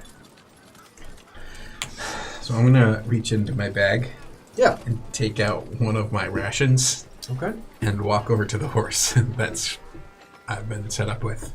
Sure. As I, good morning. It's okay, Merritt. And you see the little stable boy peel off from him, and he knows you by name. He's like, he's the best one I have. Oh yeah? Yeah. What's his name? Name is Jake. Jake. Jake the horse? Hello, Jake. And It's like sometimes I call him Jacob, but Jake for short. that's a good, strong name. I hope you're a good, strong horse, too. It's a little smaller than his horse. That should do. Like, I've seen you do this once or twice. I know that it's not your forte, but I'm going to show you real quick, and he shows you how to feed him. You can roll with advantage. Animal handling. All right. And I'm also going to cast guidance on myself. So 20. So 20 minus 1 is 19. Yeah, it responds to you. It's a very gentle horse. Its hair is long on its mane, and it comes down to its sides, and it's a deep chestnut brown with some white spots on it. It's good to meet you, Jake. This is a good sign, too. Our journey has been blessed by the sun. We go from east to west just like the sun does above us. It's like, Yeah. you see it. We have nothing to worry about. It'll be a great day. I look forward to seeing the west with you. And he helps lift you up over the saddle. Here we go! Oh! Oh, my feet You're don't going to go ahead and roll animal handling. He'll seem, come over and help you, show properly you. shaped for these stirrups. Plus your wisdom modifier. Oh, If they help you, you can roll plus twice 3. and keep the highest. 14? 14. Yeah, he is helping you, so you can roll again. 6. So 14. Right. It responds to your commands. He shows you the commands to pull it in, to get it to go. He doesn't teach anyone how to push a horse. That's too bad. Do I have any idea? I mean, you've seen it. You've I've seen seen it happen. people whip them or kick them, but you don't have spurs. And to repeat the process, you're not really sure exactly how they did it. Daggers. What? Have you guys ever seen what's that movie? Nope. I don't watch films like that. No, it's the one with where Jeff Bridges plays the old cowboy. True Grit. Yeah. In the end, when the chick is snake bit in the arm, and he's like stabbing the horse to make it go faster. Even though That sounds like a terrible idea. Don't do That's that. just really Yeah. I mean, you can do it if you want. Yeah, I'll let you know what happens. yeah. The horse dies. Breaks my leg when it falls. The So- other leg. Right. Well, I think you guys are going to meet Hank. He's taking the wagon. He should be here shortly.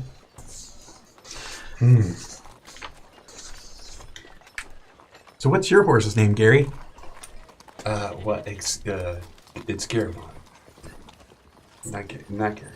Ah, And okay. Sorry. we'll just call the horse Gary. Like, That'd that's be okay, confusing. actually. I didn't name him. He's from one of the fallen soldiers. And he's actually a day old. I don't really know his temperament, but you seem like you can handle yourself pretty well around that. Did you say it's a day old? He's had it for a day. Oh. They grow so fast. He left. This is gonna be long. Are we there yet? Yeah. All right.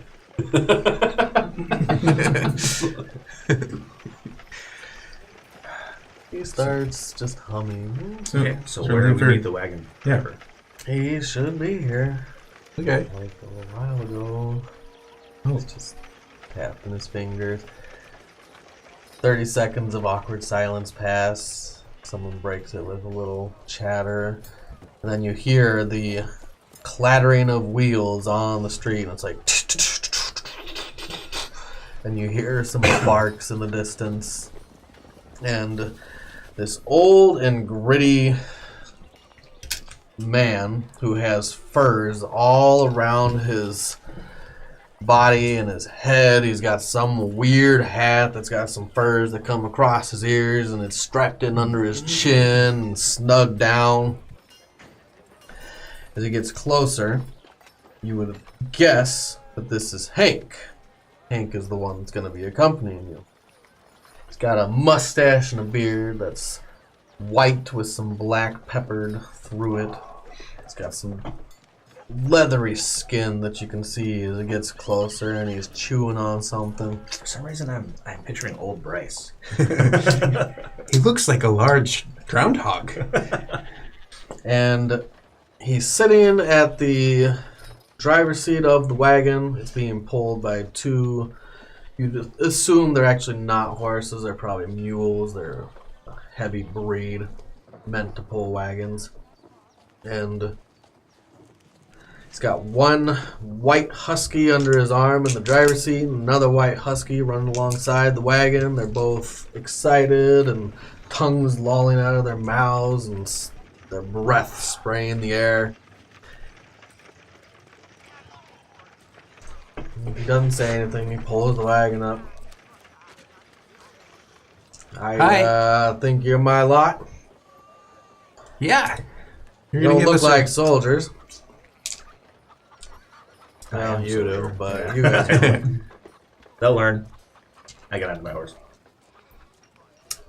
Yeah, I'm gonna hop on my horse. Let's I have go. my horse too. Let's. I mean, whoa.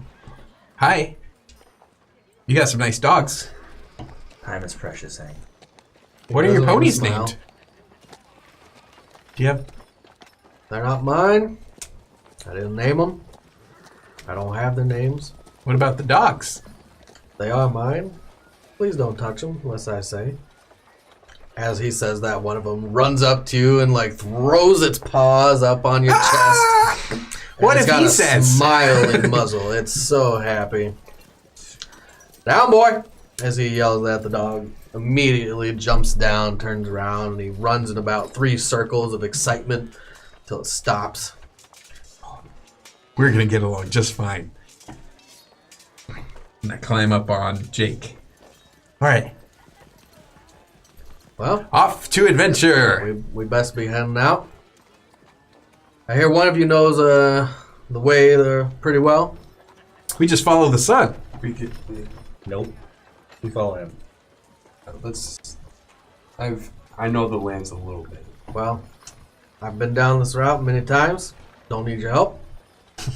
You can follow me. That's fine. Thank you for allowing us. He keeps chewing on something. You're not really sure what it is. He's time for all I care. Can I have some of that? His tongue. Yeah. He reaches into a pouch and pulls out this wad of it's rough on the edges, and it's maybe the size of, I don't know, a large ball bearing. Right, man. It's oblong in shape and translucent amber. It's called spruce gum. He hands you some. Do you have nature? What do you mean? Skill. Skill. Skill Skill. nature. Wisdom. Wisdom? I think it's actually intelligence. Is it intelligence? You actually probably don't have nature. I'll allow you to roll it because you are from the woods. D20. Survival is what I was thinking. I think. Yeah, I'll actually Yes. allow you to roll survival. That would Oh, work he's got too. Yeah, survival. To the bottom. All right. So. 18.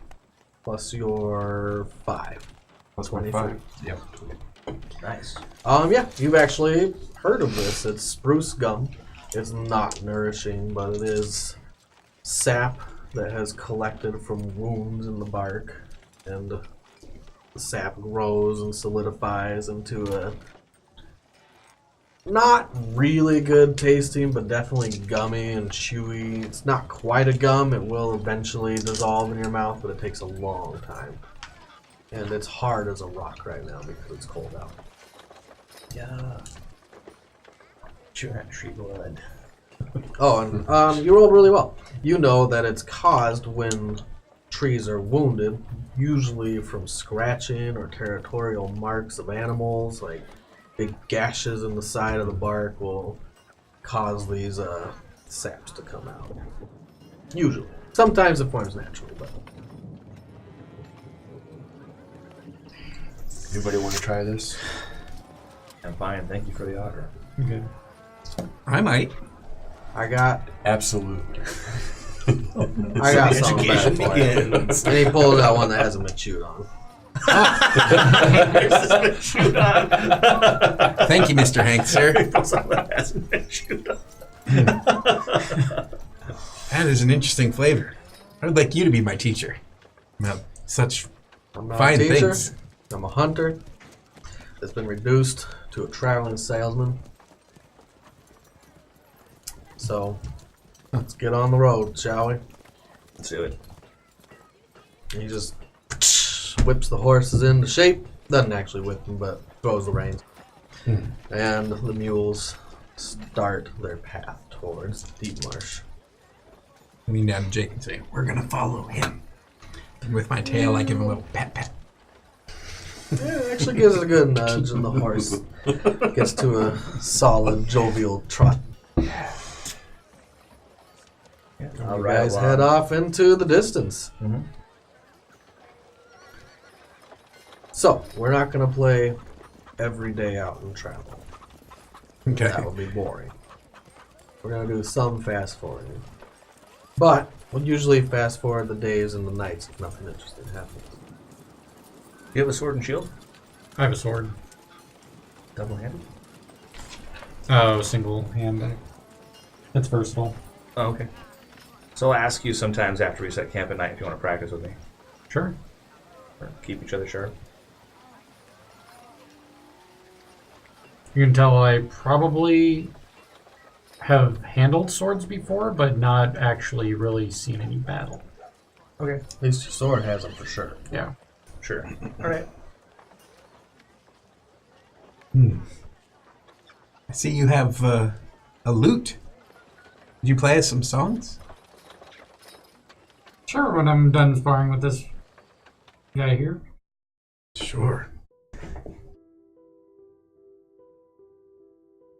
So, first day is a little slow to start. Everyone's getting on their way. The road extends out of the city for about 5 miles. It's a long road. It's mostly cleared. There's some spots that are a little harder to get through, but with Garavon's guidance and him being a ranger, it doesn't slow you down. You guys plow ahead. The path all the way to Deep Marsh is snow. Trees are dead. Light forests. No one's been down this way in the party except for Hank, and you might have been around this area before, but you've not been down this particular path. You do know where it leads, and you do know where you are, because you can never be lost as a ranger. He tries to always stay ahead of the party. Anyone that gets ahead, he calls them back. Not in a scolding way, but tells them you probably shouldn't run ahead because you don't know where you're going. It's very matter of fact. Give me some perception rolls. That's going to be a no. Nope. Natural 20. 2. So I figure, like, as we've left the town, we're on our way, I'll 19. become more chatty than I was in town, Plus probably. And I'll 5, spend time yes. talking to Art about what war what is about- like, how do or you Merritt, roll if he wants to listen. Perception. But I'll say things like, you know, if you're in the So military, middle of a that's military engagement, Wisdom. the other force's archers So usually plus shoot in the largest 6, mass of men, so right? you want to be there before or Plus behind 5, the main body 'cause of the it's army if you your- want to escape archery fire. Oh, plus 2. Or I'll plus say 5, things so like, you know, if you don't have time to bury your 19. friends, burning them as a mercy 5 because is you don't 25. want animals to eat them, stuff like that. Just like this It's is kinda actually a what good war's like. idea to write like the plus. I'll next avoid to it if talking you about want. the Battle of Just go Magnus, down though, the if I can row. help it. I don't want to talk yeah, about nice. the time after I split I from the army. will. Okay. We'll start with this one because I'll talk about like the camaraderie that soldiers have, like yada yada At yada. least do the ones that have a black mark next to them. Right. I should have played cards if you want me to. So yeah, This is so Be hard on plus 2 to horses. that, so- But With sure. your perception Whenever we rolls, stop at nighttime and stuff. So you all as a 15. group succeed. Well, that's plus 3. That's kind of amazing. Good job. I'm gonna let him get his stats real quick. Yeah. I rolled a 24 by the way. I do know that. Way to be awesome. That counteracts my 2. I'm just gonna wait Yeah. till you get all your stuff I set have because it I know full. it's your Okay, first so time. Team carrying Yeah. hard Yeah. perception. No one's Everyone's else. looking at each other. He Yeah. natural 22. So it's Oh, did he? plus Yeah. 1. Nice. Plus 1 to insight. Well, your wisdom. Insight is Wisdom Plus mod. three. yeah, wisdom. Plus 3. So yeah, but I got a -1. That's intelligence. Wisdom is Oh, down here. That's shoot. a plus 5. Nice. Yeah. So you You're have actually a pretty better, good at insight. In fact, you I think have- you're trained in it, aren't you? Yep. So it's plus 5. You're better at it than I am. I'm trained. Even without training. I'm a plus 2. Dexterity. Well, he's a wisdom plus guy. 3, plus 2, Yeah. plus 5. I'm not. Plus 5 and then survival Or is plus intelligence 5 guy. as well because that's wisdom. I'm a as well. strength dude. And I have like the good smile. I'm like, yeah, I'm gonna kick some ass. Cool. But brains. We're getting there. Every once in a while, the pups jump back into the driver's seat with him and shake off all the snow they've collected, abounding through these just deep, deep areas of pure white that blankets the world. This tundra on the map just extends all the way down during Glim. Goes probably all the way down to Jade Harbor-ish, and it tapers off here. Some of the southern areas don't get as much snow. They get Texas snows, or every once in a while. North Florida snow. Yeah. I'll ask Hank, what happened to the other people that he used to travel with? I don't travel with anyone. You talking about the soldiers that are supposed to accompany me? Yeah. I think they're just left back in the city. I heard they lost some scouts across the wall. So they're short on numbers is all. As soon as they get healed, they send them back out. It's a terrible way to go. Dying and living and dying and living. It's the way of the world for a soldier. Well, rather just live and then die and leave it be. Don't bring me back. He keeps chewing, sucking on his gums.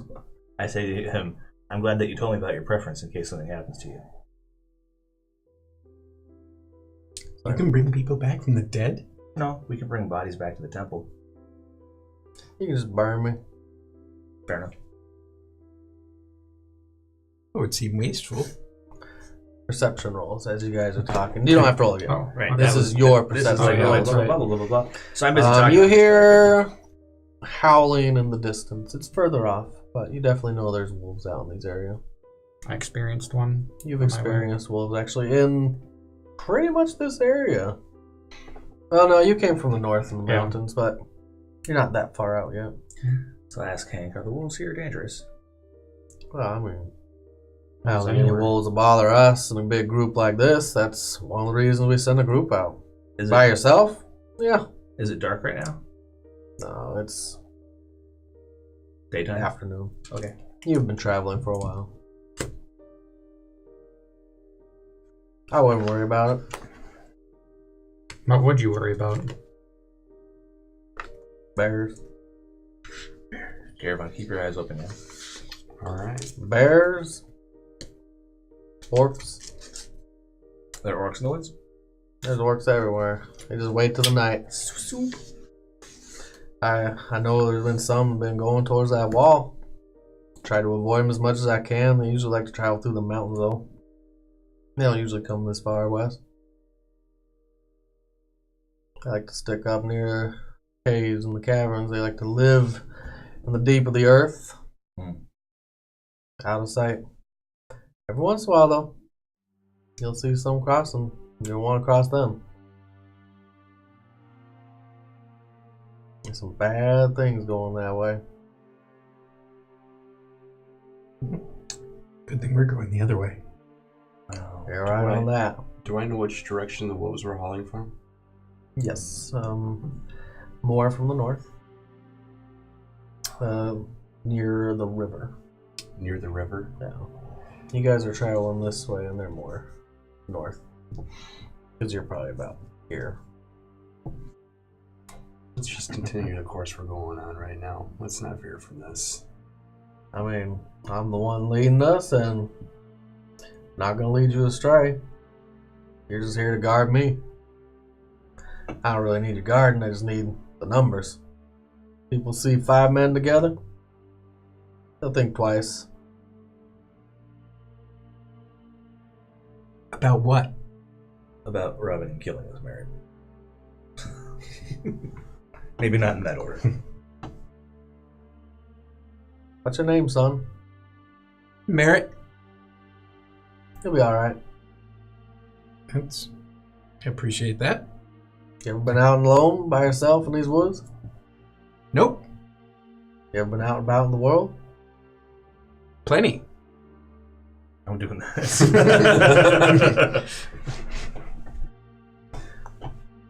Stay with him. I'll keep you alive if I can. I told your mother I would.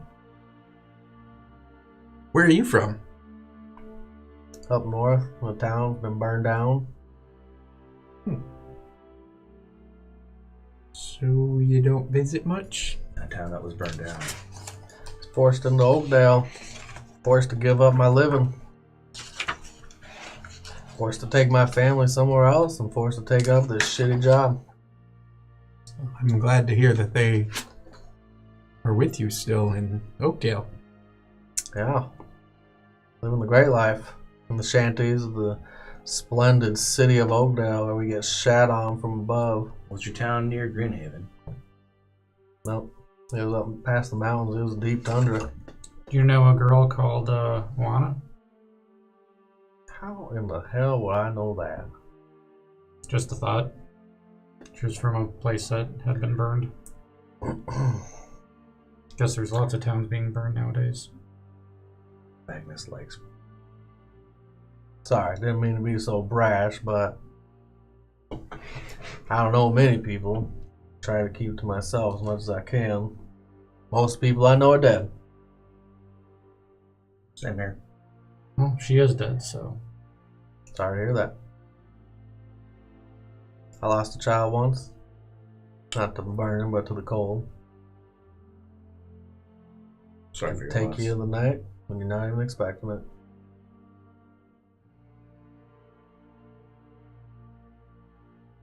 You guys continue plodding along until nighttime. Conversation got a little It was a little dark. flat after that. I'm like, hey, let's go talk. Hey, that's rough even for me. I'm like, like, I think this would be a good place to set up camp. if it gets dark, I'll cast light in my shield. It's getting darker, but he stops before it gets dark. Okay. It's about as good a place as any. There's a small clearing, not as many trees around. Anyone bring a tent? I brought. The tents doesn't come with our pack. So no. Let's see, I I brought. sleep under the stars. Or perhaps underneath the carriage. I think I brought a tent. I have a tent, a blanket, Look at the kid's prepared. and a sleeping pouch. So, a well, bedroll. you don't have a tent? I got one spare. I got my own. Or you can sleep under the roof of the wagon. Or you can sleep under the stars for all I care. I'll sleep under the wagon. It would be advisable to stick together as much as possible. There's no reason to waste body heat. I'll sleep under the wagon. So the wagon is open, but he starts taking some poles out of the back, and you see him slotting them into some different spots in the wagon sides and the railings. All wooden, but he takes this large canvas and he starts slowly pulling it over all the railings that have now connected into a big U together. Keeps pulling the canvas. He's like, well, we don't like to throw the canvas out during the day because going through the forest, Get torn. not too easy to get through there, but now it's night. It's a good place to need to sleep. Not going to be very warm, but I mean, I'll just keep my keep the snow off you when it falls. It is going to fall tonight. He looks up. I'll just keep my cloak around me and crash in my winter clothes. I've got a bedroll and blanket too. I think I'd probably keep it warm on it. Out of game. Out of game? It'll keep you mostly warm. In your armor, it's a little colder. It's not that much difference, but... I'll start gathering some firewood. I mean, I'm not hurt. I haven't lost any. I can sleep in my armor and be okay. Yeah, you're fine. I'll sleep in my armor. We're on guard duty. Is there room in the wagon for a second? There's room in the wagon for a second. He's like, you would sleep with the dogs, but I'll be warm. they'll keep you warm. Do you want to sleep in my tent instead? I'll go to the wagon. I prefer to stay off the ground, if that's okay. As you wish. Now help me set up camp I'll go there, back. Garibon. Will your tent hold more than one? I'll stay in I the have tent no with the idea. kid. Whatever. Yeah. Small tent. So yeah, you're gonna Can stay I with fit him. in the tent? How big is your tent? It just says tent. mean, Oh, it's so you just- just got a tent. I think, yeah. Whatever the standard starting equipment. It'll option. fit 2. But I'll it's stay not with going to be... That'd be cozy. Yeah, I'll It's stay not with going to the kid. be luxurious space spread about, but you'll have enough room. I'll be fine. I got a bedroll. That's great. So you guys... Yeah, if one of you is outside, you could use my blanket if you like, too. That art, you can take it. If you don't have... Because I have a bedroll, a tent, and a blanket. I have a bedroll and blanket. I'll snuggle up in mine. Well, might as well keep these arrangements while we go on our journey. So Two-person. every night, same thing. Don't sleep alone, he says, as he sets up the smallest tent you've ever By seen. himself. Yeah. On the ground, Good for by him. himself. Yeah, right. It's a triangle of canvas that he can fit into very snugly. Mhm. He clears out a bunch of snow, starts setting it up. He starts collecting firewood. Not the best firewood you've ever seen. You end up out there helping at some points. I'll dig the fire pit. I've got a shovel. So I'll shovel snow out of the way and I'll dig a fire pit for us. And then once he's done setting up the tent, he'll also help. You guys end up setting up a pretty good fire. Hmm. I'm going to put some rocks kind of close to the fire so they can get hot. I'm going to take them with me in my bedroll. That's bedtime. Try to keep me warm longer. Okay. Old soldier trick. The warm rocks. It's like, well, we'll be eating rations tonight. No animals around these parts. That's fine.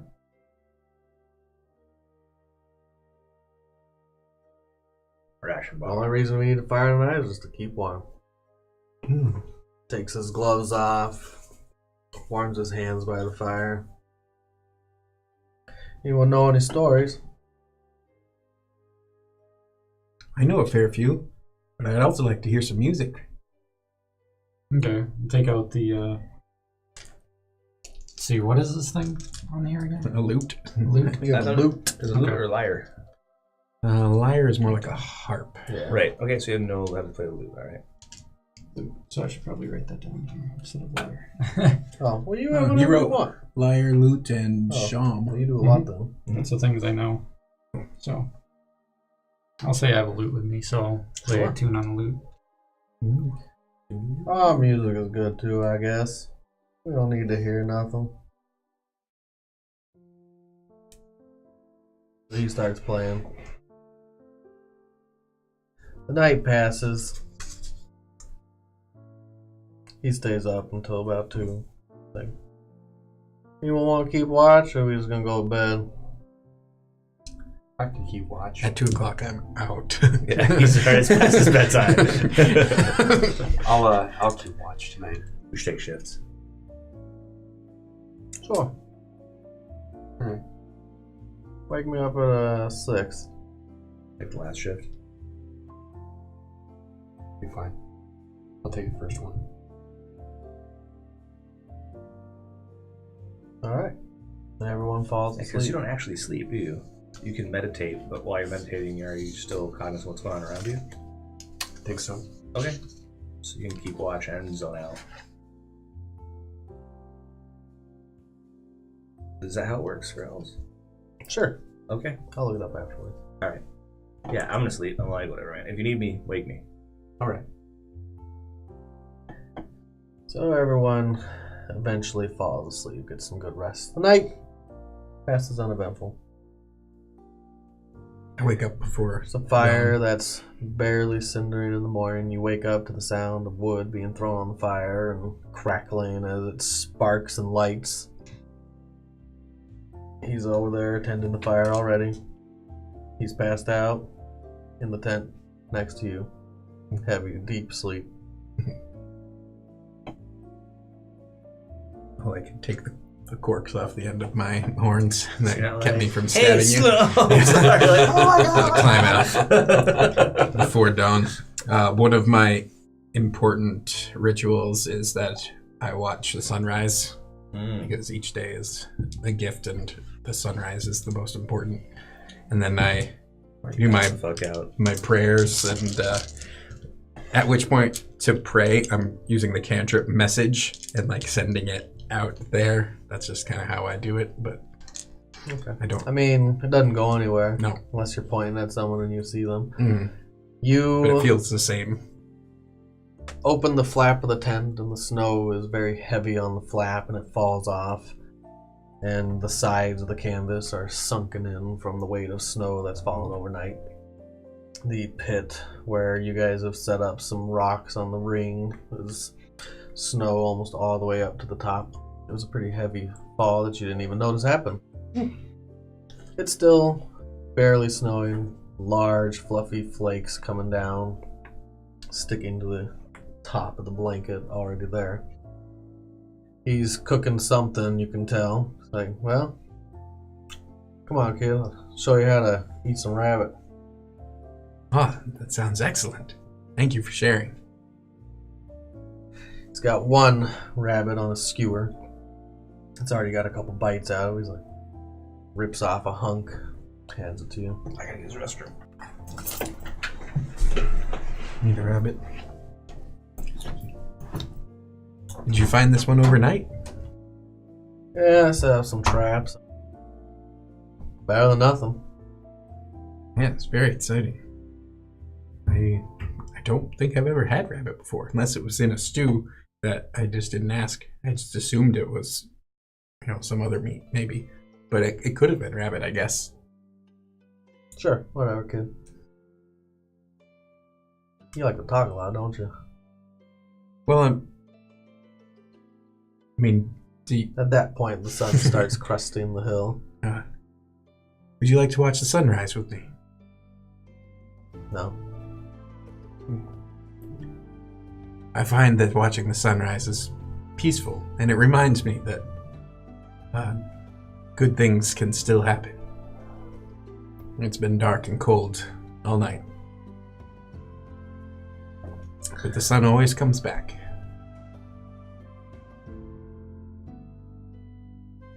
And I'm just like looking off, getting like that as the light comes down and You can tell he doesn't blinds speak me. much. Mm-hmm. Not used to holding full conversation. At this point, his dogs are now running up, and one of them starts licking you in the face as you're sitting down.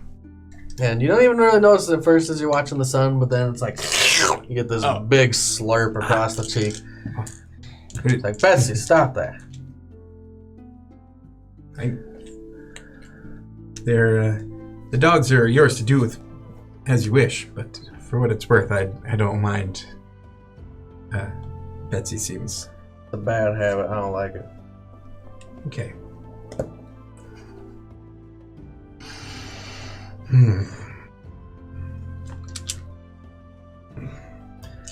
Well, we best be getting on. Let's get Garavon into the wagon and keep rolling while he sleeps.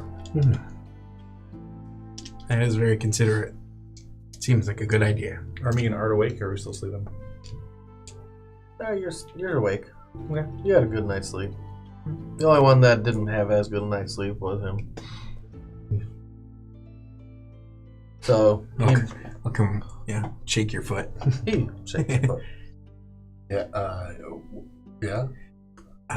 Mr. Aether, if you want to get into the wagon, we could start moving, and you could go back to sleep for a little while longer if you wanted to keep resting. I think I've I had plenty of sleep for right now. Better to keep my eyes open. As you open your eyes, they're kind of blurry and red. Well, I think elves, they do actually only take a half-hour meditation a night. 4 hours. Is it 4 hours? Yeah. Okay. 4 hours meditation. Okay. Hadn't been that long. Hadn't been that long? Well, maybe just a while longer. We'll keep watch while you finish. So they load you into the wagon. You guys break down camp. Everything's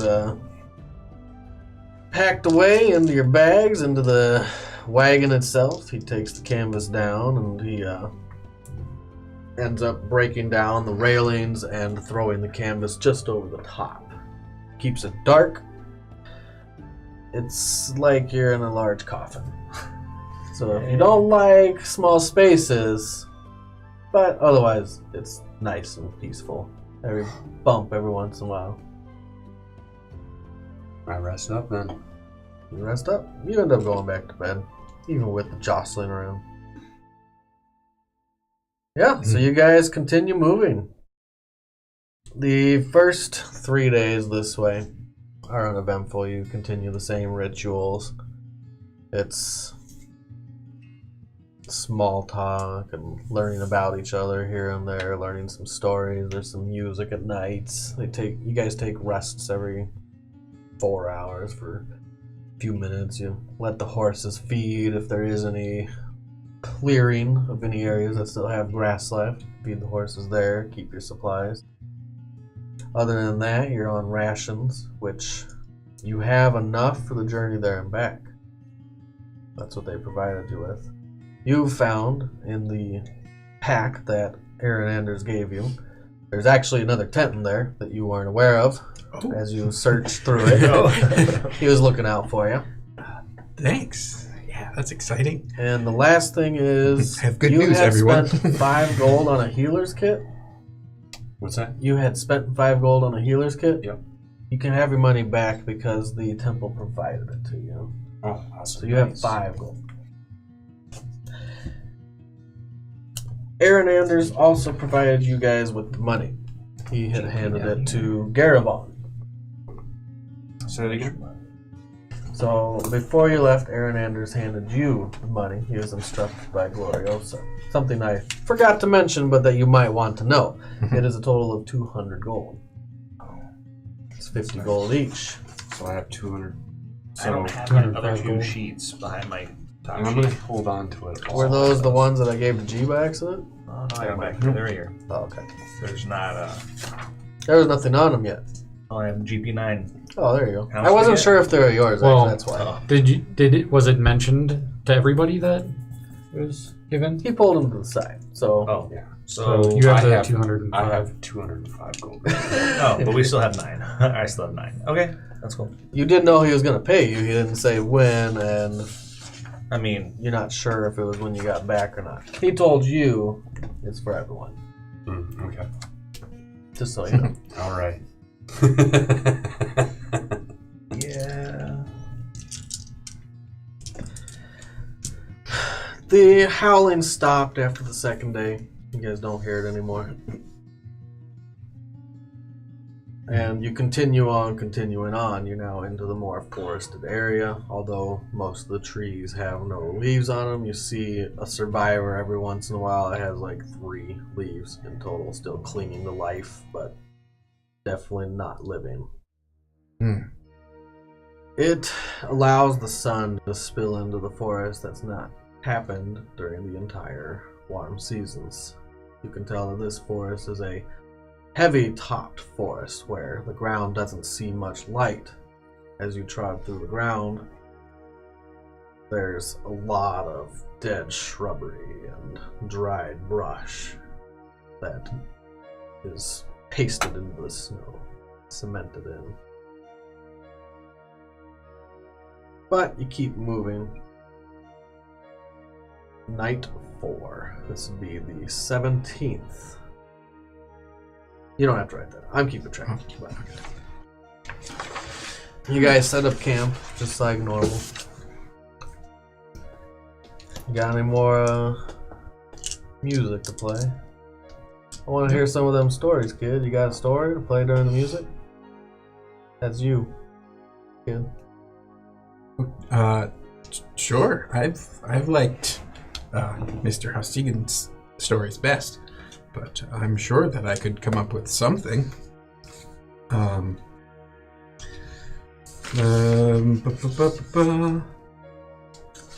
Let's. No. I actually had a story written down, but I don't You see know where Merritt searching through his pack it's like, and ooh, yeah. scrolls and different writings that he's done and different devotions that he passes by. Yeah. Actually, yeah, that's a good idea. I probably don't find a story. I find one of my prayer books. Oh, yep, okay. I'm gonna make sure the horse is well cared for over there. Maybe give him a little snack. Do some quick calisthenics before we retire for the evening. Make sure my sword is sharp. Yada yada yada. I'm not really listening to the devotion or the prayer books that that's what he's reading from. At first it was story time, then it was I don't want to hear time. Yeah, if it's like Bible study time, I'm like, man, fuck this shit. I'm gonna go do some things. Well, let's hear it, kid. It's like, could you play something in a major key? Something happy. Okay, I'll try to fine tune. Sure. And I won't actually sing, but I'll read the. Well, is it noon? What time of day is it? Tonight, Oh, you set up camp. okay. Well then, I'll skip right to the tenets of faith that I say out loud every night. So, at dusk, when darkness moves in, the evening ritual must be said to ward off evil. We will recite the 7 tenets of faith. Wait and watch for the sunrise, for each day is a gift. Always aid. Strive to always aid anyone you find and to foster new growth, nurturing all growing things and work for rebirth and renewal. Seek to perfect yourself to be fertile of mind and in body. Bring hope wherever you go. Plant seeds of hope, new ideas, and plans for a rosy future in the minds of all. Think ahead by considering the consequences of your actions, and so that even the smallest effort may bring about the greatest and best reward. And avoid negativity, for though death comes from life, there is always another morning to turn a setback into a success. As the shadows grow longer, we hold our friends and children high so that they may see the sun.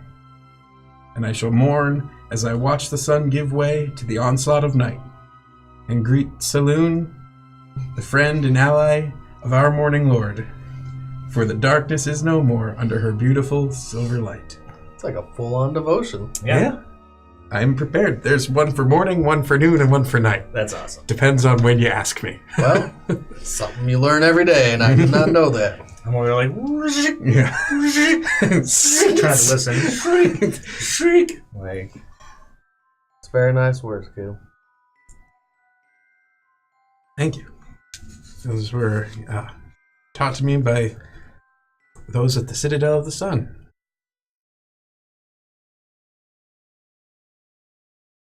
Is there anything I can help you with? It's like Temple of Palor. Of course. I heard of it. Well, if you've also seen it, because that's where we met you. Sables. Technically. Yeah, but I mean, it's a tower. It was the, Well, yours isn't the tallest tower. no, but it's pretty tall. 5 stories. Yeah. 50 feet. The one with 60 the gardens maybe. on top. I don't Not in know the, about not in that the much. winter so much, but in the summer it's pretty nice. Is that what that symbol means? Yeah. I mean, the sun itself is Palor's symbol. That's what, I mean, I'm sure if you've seen anyone that's kind of the base, and then everyone puts their own spin on it. Mine has this star inside to ward off against possession. That's why I wear the sun starts going down. It's becoming darker and darker out as each minute passes. The nights are short and the night comes fast. You see some light off in the distance. Or anyone else does. You're just sitting there, listening, contemplating. You can see it just cresting over the dead branches of all these trees that are darkened in the night.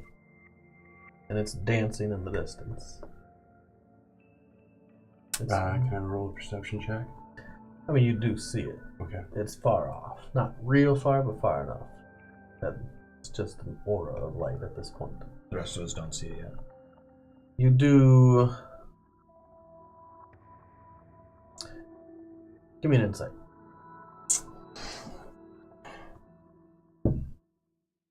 Let's see, 8 and 5. Oh, 13. You would know that your fire is probably doing the same thing at this point. Dancing in the light distance. If you see that, that sees you. You would assume. Okay. Alright.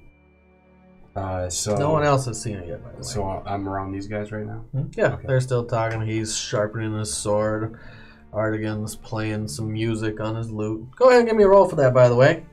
Get this performance going. 20. Nice.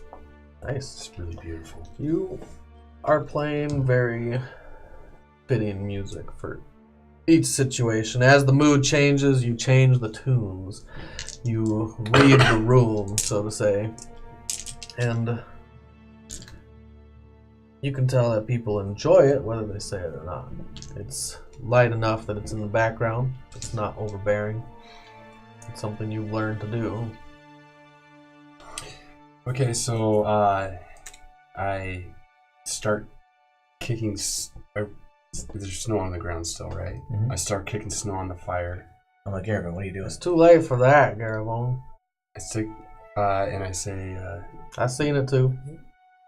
Won't you get cold? Pardon? there's a light off in the distance. Where? Someone else up in these woods here.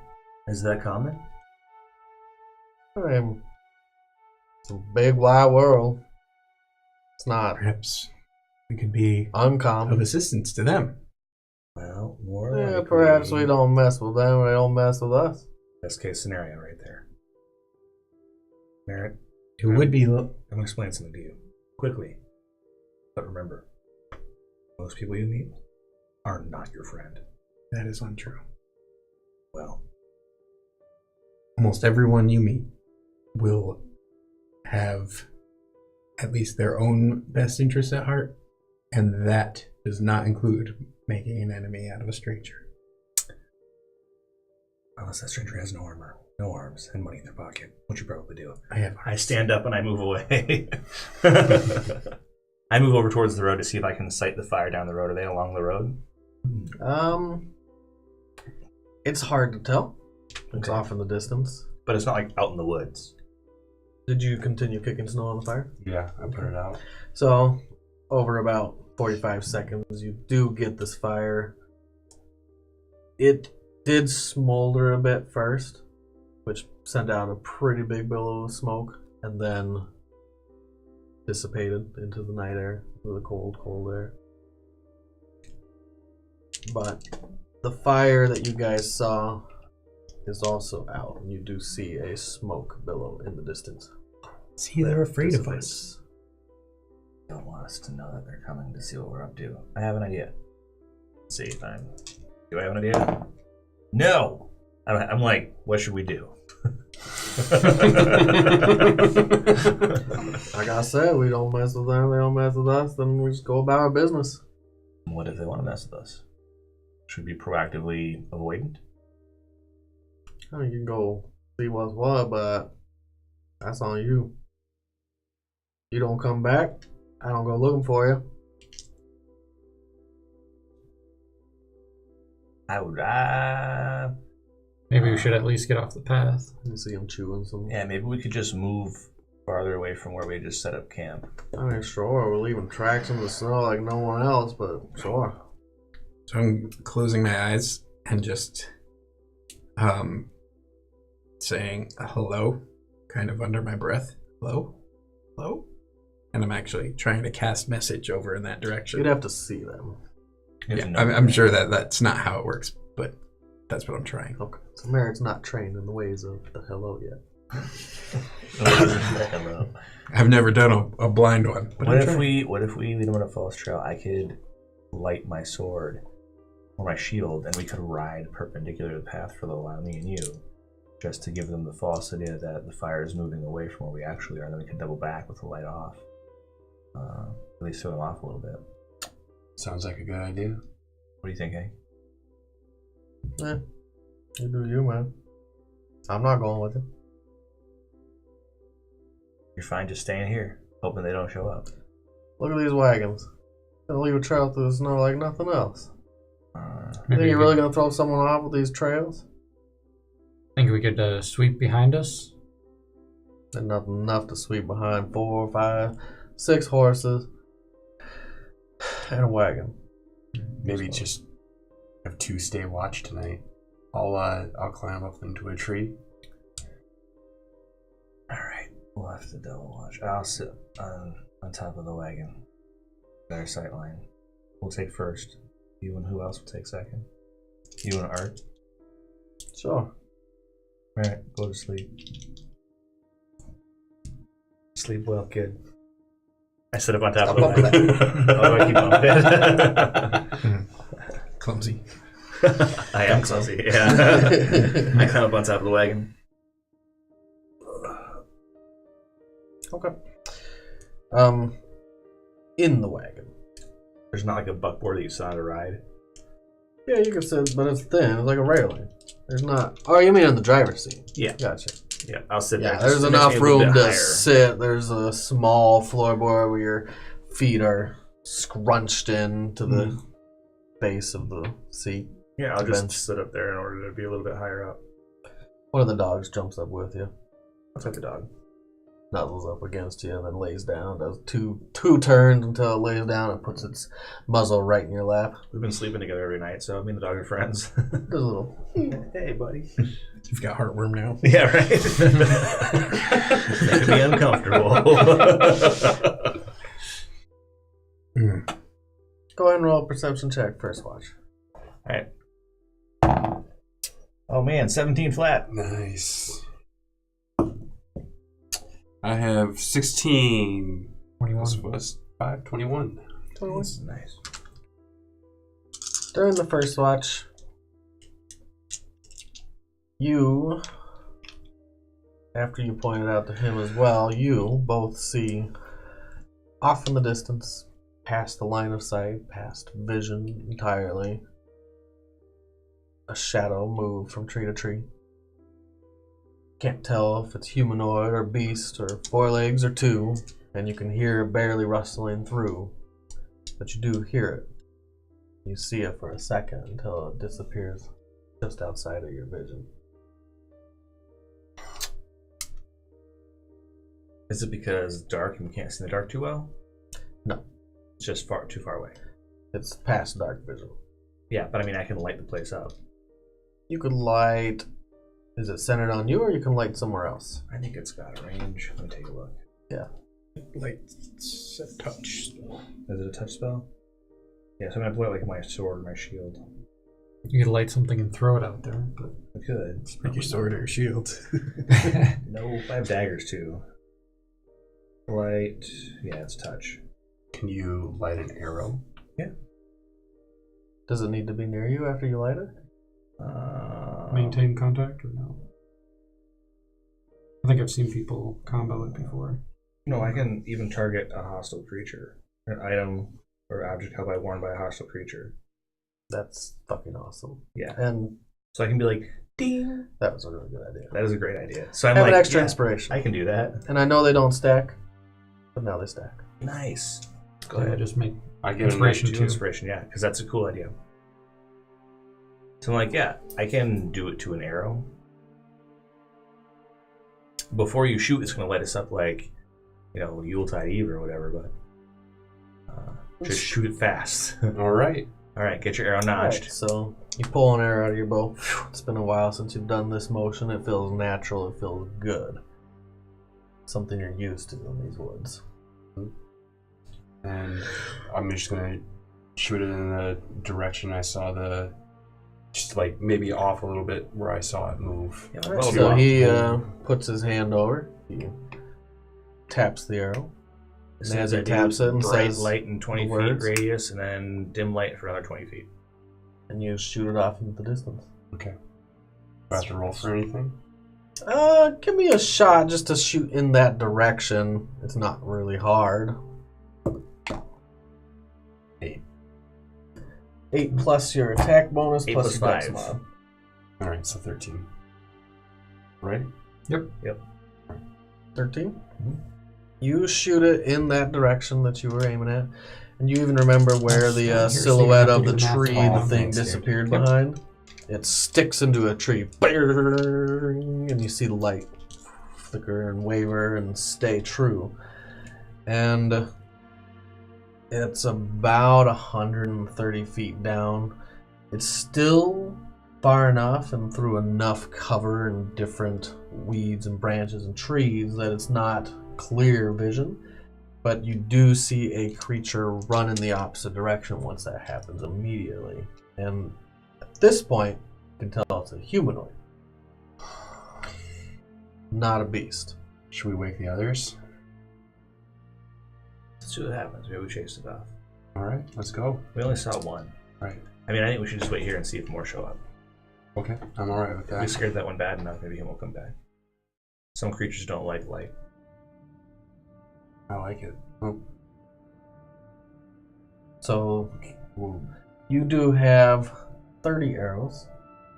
It's not the funnest thing to keep track of, No, that's Now fine. you have 29. but now you have 29. Yeah. At least we can see where it went. So go retrieve it. How long does it stay lit? So, let's see, an hour? Cool. Let's go back out sometime the next hour. We could. We could also leave it. I don't know if I want to go out there in the middle of the night and grab that arrow. If you do, it'd probably be best to do that when it's lit still. Yeah, it's true.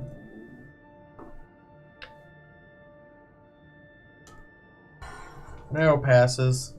You don't see any more movements. You guys have been pretty quiet. Barely talking here and there. But do give me one more perception check. And then you catch a face arrow. Nope, this time I'm tired. Roll the 2. 17 Starting to get and sleepy. 5 is 22. 22, thank you. 22. There's a couple times you think you see something. Just as quickly as you think you see something that's not there. You're pretty sure it's just the shadows playing tricks on your eyes, though. There's everything else goes by uneventfully. The light goes out. Wink. And your watch has passed. Okay. I go wake Hank. That time already. We saw something humanoid. Yeah? What it look like? It ran on 2 legs instead of 4 is all I really know. But it was creeping around, so we shot a light arrow at it, and it didn't like the light, so it ran off. Shot a light arrow? Yeah, I can make things glow. So I made one of those arrows glow, and he shot it at it. It's a killer combo. Sound like it. He rubs his eyes. Yeah. As he wakes up, the dogs wake up as well. They run around a little. Say, stay close, boys. And go. Alright, I wake you up. Like, Okay. alright, come on, it's time. Okay. I go in the wagon. I'll set up where he was sitting. So, you guys fall asleep, even with the thoughts in the back of your mind, like there probably is something out there that I go to is sleep. interested in you. Still, you're tired. Yeah. You go to sleep. You can purposely stay awake if you want. We Nope. don't have to. I'm good. Someone else is keeping watch. This is how you do it in the military. You rotate out. You gotta keep fresh. These guys are now, their responsibility is You to gonna see sleep? some shit. No, I'm a little uneasy. I'm gonna climb back up into a tree and keep Alright. watch. Give me an easy athletics check just to get into the tree safely. Yeah, I'm not doing Alright. that. It's not really 20. hard. 17. Plus your athletics. Sorry. That's fine. Something you're not used to yet. Wait, no. Plus 3. He's trained. So 20. You get up there easy. I mean, you guys used to live in the trees, right? That's right. This is natural for you. This is home sweet home. Branch over branch. You climb it like a ladder. You sit halfway up the tree. You got a great vantage point. You're staying up with Hank? Yep. He kicks you awake. Oh, you already did. Oh, well, he just kicks you. Hey, I'm already awake. Stay awake. So, I guess we pass in silence. No more music for the night. Yep. Don't want to Keep your stir. eyes peeled. Seeing your friend go up a tree. I guess he's not sleeping tonight. Or sleeping in the tree, one of the two. I wouldn't suggest it, but sure. I start sawing wood super hard. Like, An hour passes. Go ahead and give me a perception check. 9. you could use an inspiration if you want to. I Oh, do have and an Hank. extra one. Yeah. So how does that work if I use that extra inspiration check? Roll You again. can use your inspiration to roll that d20 again. I'm gonna do it. Okay. 14. And 5 is 19. 5 is 19. You rolled a 9? Oh no, I just, 9. Okay. 10 minus 1. You see It's my passive. something skulking in the distance. It's quietly coming through the trees this time. It's humanoid, and it's getting within the vision of even you. I do a quick whistle and point to Hank and Hank's sitting in the driver's seat of the wagon right now. I just kind of give him one of those into the right direction where I saw. I'll look for it. Like, don't talk too loudly, but he said 9 o'clock right there. What is it? Don't know. Something's out there.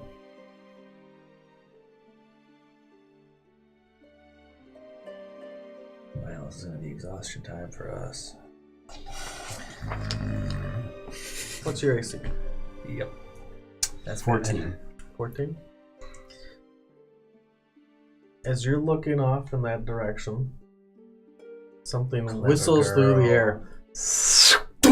And it hits you right in the shoulder. And it's not from the direction you were looking. Yeah, clever girl. Mother trucker. We're not going to make it. And an arrow catches your side Son of a bitch. Well, for 3 damage. ow. How do I keep track of all this now? So, Current health. Yeah. so it's your First maximum blood! minus 3. So what 8. is it? Maximum minus 3. What's your maximum? 11, so 8. Oh, yeah. 8 left. You can do a couple different ways. Everyone does a little different. I just write like -3 there, and then if I take 3 more, I would -3 again. Sure. Or sometimes you could write each time. It's up to you if you want to add it all Sometimes I use together tally marks. every time, or Yeah, sometimes I you use a just number. subtract every time. Keep For track. Crowley, I was trying. You take 3 damage as the arrow plugs all the way through the flesh. Ugh, brutal. And the end barely sticks out the back of your shoulder. Well, at least it'll be easier to do this later. Yeah, right. Or you can break Okay. it and pull it out. That's true. We can roll So- initiative. I'm You guys can roll in, Yeah. but you Disadvantage? Oh, damn. haven't awakened yet. Oh, okay. What'd you roll? 3. 3. Is there an you're initiative last. bonus here? +3? Yep. So, nerds. What's the You roll twice because you're a ranger. Oh, that's right. That's why the asterisk is by your I was initiative. about to ask about that. 11. Merit? 13. Oh, so we're rolling in? Yeah, let's see. 16, wow. I'm like, what the shit? I knew this was coming. You're not awake yet, though, so Yeah, I don't know when I'm like, but when I do, I'll be like, I was waiting for this. it might actually be worse for you because we got bad initiative. Whatever. So you're gonna go, and then we're gonna go, and then you wake up. Who knows? That could be what happens. I was expecting to go last anyways. I would be surprised to start it off. You're up in the wagon as well as Hank. What's your AC? 11. 11? Mm-hmm. Oh, yeah. Well, that is a hit. You're a fleshy. Yep. You see that Man, humanoid shape now form in the distance. It's not peering out of nowhere, but it is moving in a way that becomes visible as it also notches an arrow, draws back, and releases for 5 damage straight into the chest. You feel it go in deep and solid. It does not come out the back of your... Punctured lung. It's not come out the back of your back, and blood spurts as it hits and starts to drip down your armor. What's your maximum? 10. Percent of your HP. Oh, and one more arrow.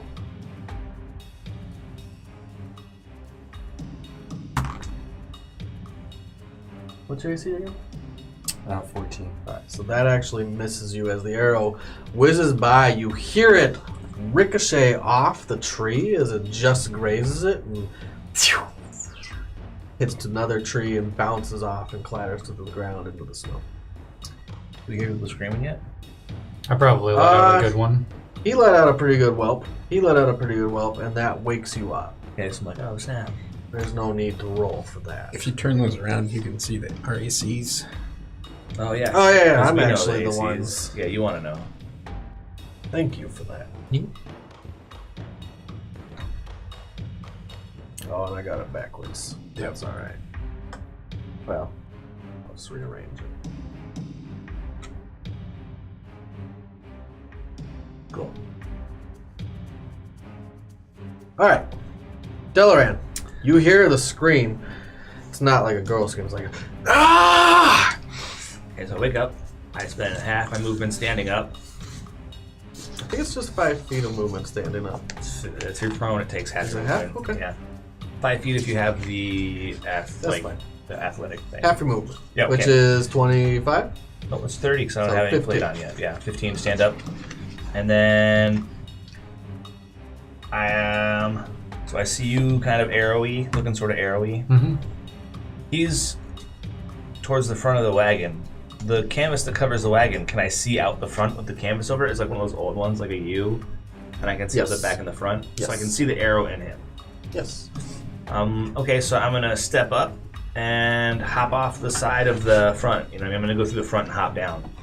This is actually pink, by the way. That's Hank. Okay, so this is what I'm gonna do. So say this is the wagon, right? And here's the canvas part. I'm gonna go up and hop off the front over here. Then jump. Skablah. Okay. Well, why don't I take 2 minutes, set up a small field, Cool. and we will move you in actuality. Then my move action is to run and jump off, and then for my action, I will cast light on my shield and light everything up. The horses are all tethered to this tree right here. We'll represent them with some dice. As the commotion happens, you hear the horses are now startled All right, into Clyde has action and training. alertness. Clyde has seen battle before. Hopefully he doesn't flip out and run off. Don't run, Clyde. All right. Oh wait, let me put the combat camera on. So the arrows are coming from the front of him. is where the arrow's coming out of. That'll work well enough.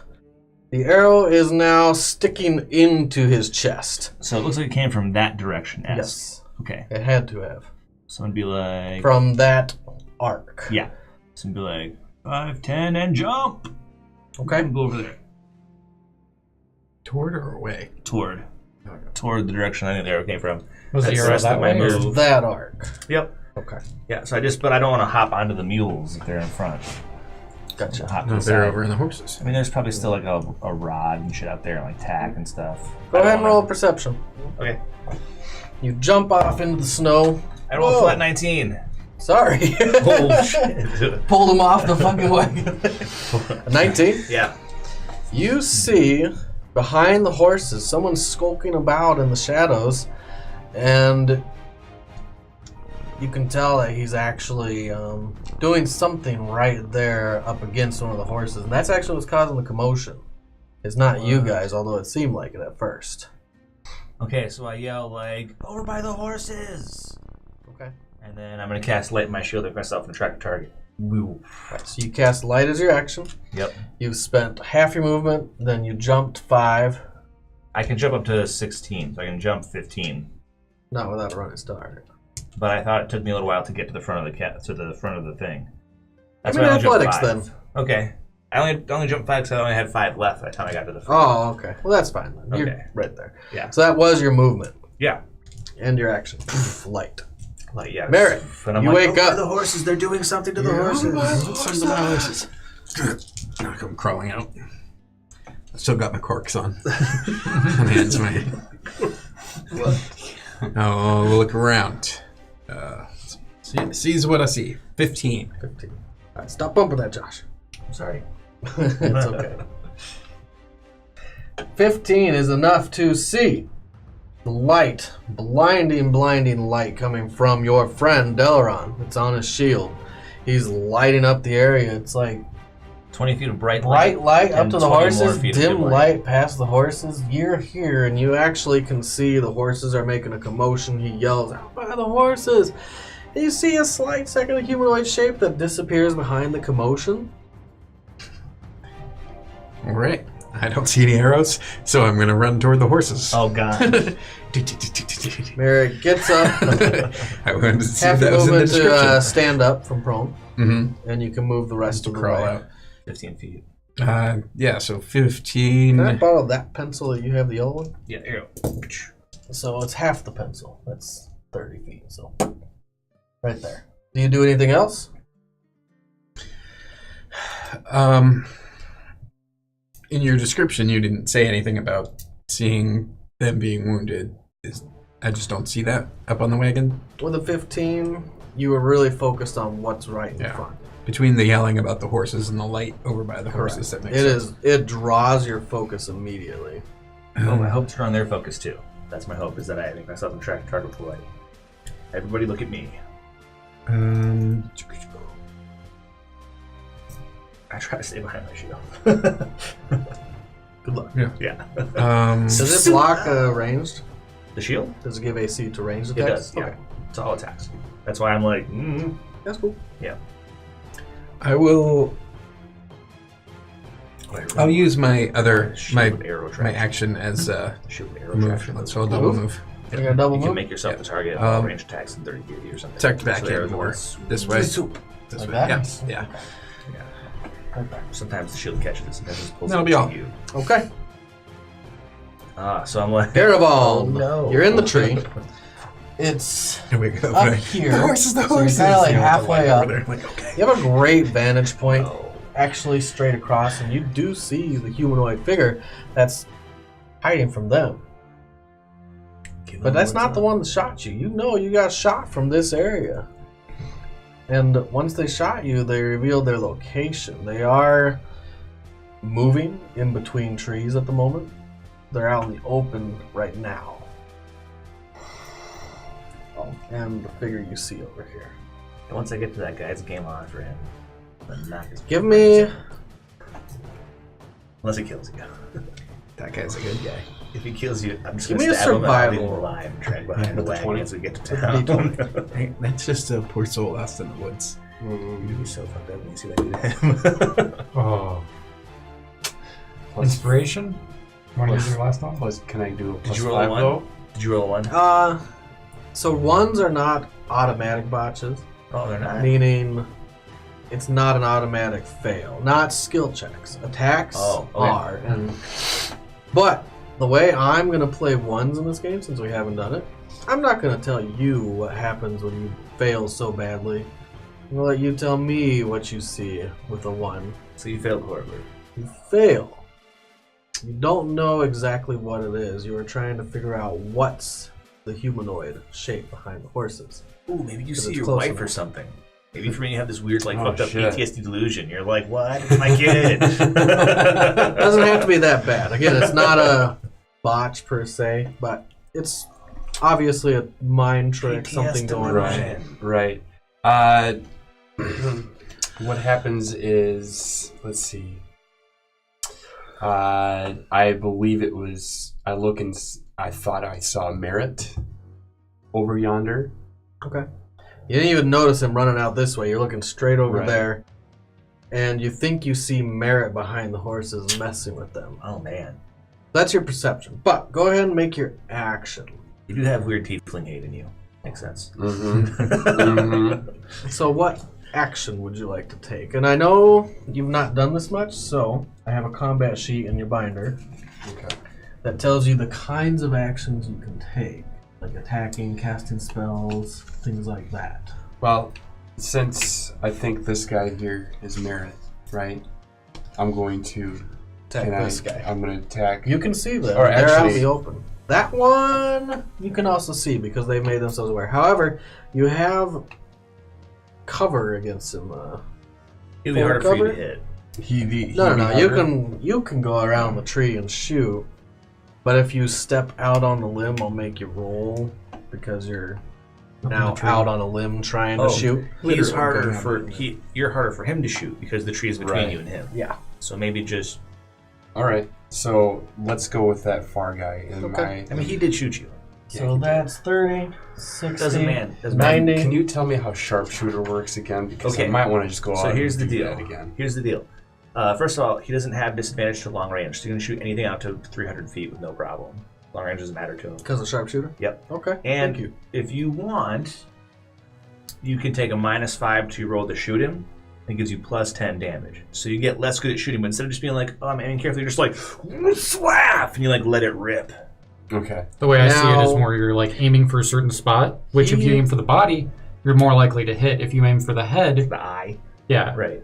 So He it's like, has acted. That means you do not get advantage. You get advantage if they haven't acted in the first combat. that's But great. you do have an inspiration that could give you an extra d20 roll if you so choose. Dude, fuck him up. So it's up to you If you how have you an want to try to inspiration, hit you him. can use it if you roll poorly. I've already used one. That's all right. We're all going to use them. All right. All right. So if you want to do a sharpshooter, you declare it before you attack. Okay, I am going to do the sharpshooter. Nice. And so I rolled a 20 to Yep, see if roll I D20. It's just a flat roll because you have +5, and I also have a -5. So it's whatever you roll on that die. It's a 9. 9. You want to roll 9 again? is not enough to hit. Okay, I'll roll again. Inspiration? Yeah. Alright.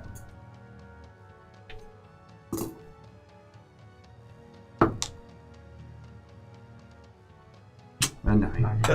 That sucks. Fate has spoken. Sorry, man. So the arrow flies past, and you see the streak as it goes by. It just misses its mark, and you hear a soft as it disappears into the snow. Hank pulls up a crossbow, aims it towards the horses, Yeah, he wants to protect the Shetland ponies. and tries to shoot, but the guy has full cover from anyone shooting that direction. Except for you, although you think it's Merritt. He misses. It goes wide. He was aiming too high, and you can just see it go off in the distance. Didn't want to hit the horses. Artigan. Or Art, whatever you like to be called. I will I can tell who shot at me? Or, Yeah, I you suppose- see in the distance. Do you have dark vision? is human? No. Nope, he's the only one who does. Then no. You actually can't see where he is. We have dark vision. But I... Bright light out to here, dim how far? Another 20 feet. So there's light out to this tree line right here. Okay. But you can't see further than that tree line. The Can I light- tell something's out there or no? Someone shot you from out there. Someone shot you from out there. Yeah, I suppose. Yeah, you know something's over there. But it's not You know better than anyone else the direction it came from. because the arrow's The pointing arrow's away. sticking that direction. But you could be like, right Yeah, over line there. up the trajectory right off your chest. Right. it's Okay. that way. I'll cast sleep out in that direction. How far is the range? It's 90-foot range and 20-foot radius. Okay. You are guessing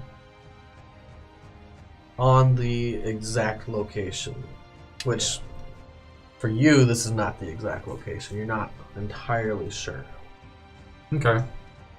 So, sleep in a random direction. Go ahead and give me It's not an completely random. intelligence or a wisdom. It's a straight roll for intelligence. 11? 11. You can generally pick the area that you think you were shot from and that you saw another arrow fly through the light into that direction. Okay. And you cast sleep. Roll 5d8. 3. 6. Plus 5 is 11. 14. 14. Plus 3 is 17. 17. 21. 21. Plus 8 is 29. How many more? How many? No, you only you do just roll 5d8. Oh, 5. Oops. Sorry. That's fine. 21. So 21. For some reason I was thinking it was 8. You're going for it. 88. You were just like, yeah. I'm just gonna roll till he tells me to stop. 21. Snipe the shit out of everything. Okay. 21. Sleep the trees. I don't believe that sleep will tell you If they did or not. if No. it worked or not. Mm-mm. You're not entirely sure exactly what happened, but you did it. Can I do a cantrip as a bonus action? If it's a bonus cast. Oh, wait. Again, It's I don't not think a there are bonus. any Never mind. cantrips that are a bonus And if action. you're a sorcerer and you decide to cast Quick spell. Yeah. I can't Alright. do a bonus action spell if I already cast one, though, right? Yeah. Okay, so I will go in the back so I'm not visible. sleep, get the fuck out. Yep. Okay. This guy runs off. Out of the light, into the dark. Does he keep going? You can't see. Alright. That guy runs off. Actually, he gives a parting shot. I'm the going guy. You have full cover, which means it's +5 harder to hit you. Mhm. Actually, you're behind the tree. I'm going to give you total cover. Can't even hit you. Everybody can see me. Yeah, you're actually the only one in range, but you do have partial cover because there's too much tree line in the way and shrubs and stuff. Okay. Yeah, the shot goes wide, and actually you hear it go right into the wagon wheel. Now sticking out.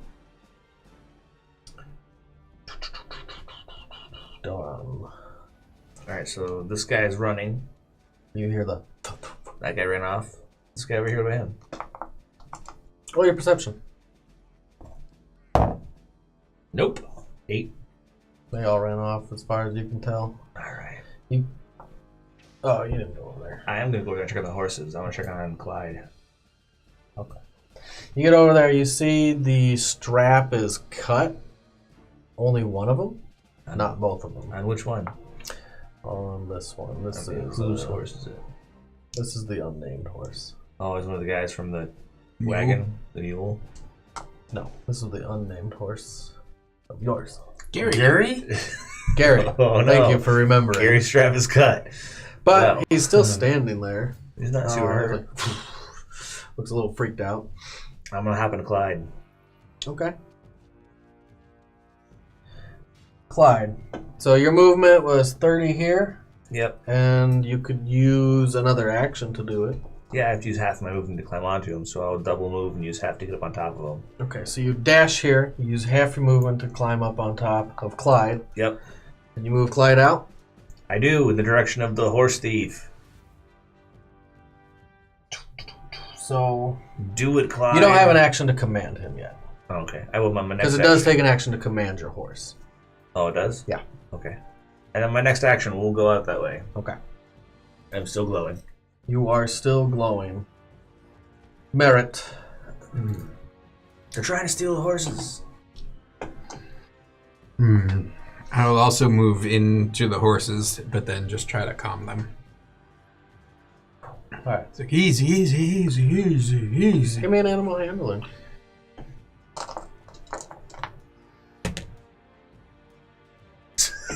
You slap Jake in the face. Shut up, Jake! Inspiration? Sure. By inspiration. That makes it 4. Makes it not a 1. We don't give 4? a shit. Yeah. It's like, whoa, whoa, whoa. All the horses are still tied up. One of them pulls against the tight rope and stretches it a little and rears up, but it doesn't aggress I don't anyone. get kicked in the mouth. Yeah. Your horse is the most amiable towards you. And it seems to calm just a little. But you've created somewhat of a bond with it. Easy, easy. Everyone else sees a devil running at it in the night. With corks on the horns. What are those corks? What's going on there? They're just little wine corks. Just put apples on it. Great. I would love that. Yeah, the horses would love you. All right. I gotta get some Continuing on. apples. Unless you do anything else. No. Okay. Garabon. You do see that guy run off. You take a peek behind the tree.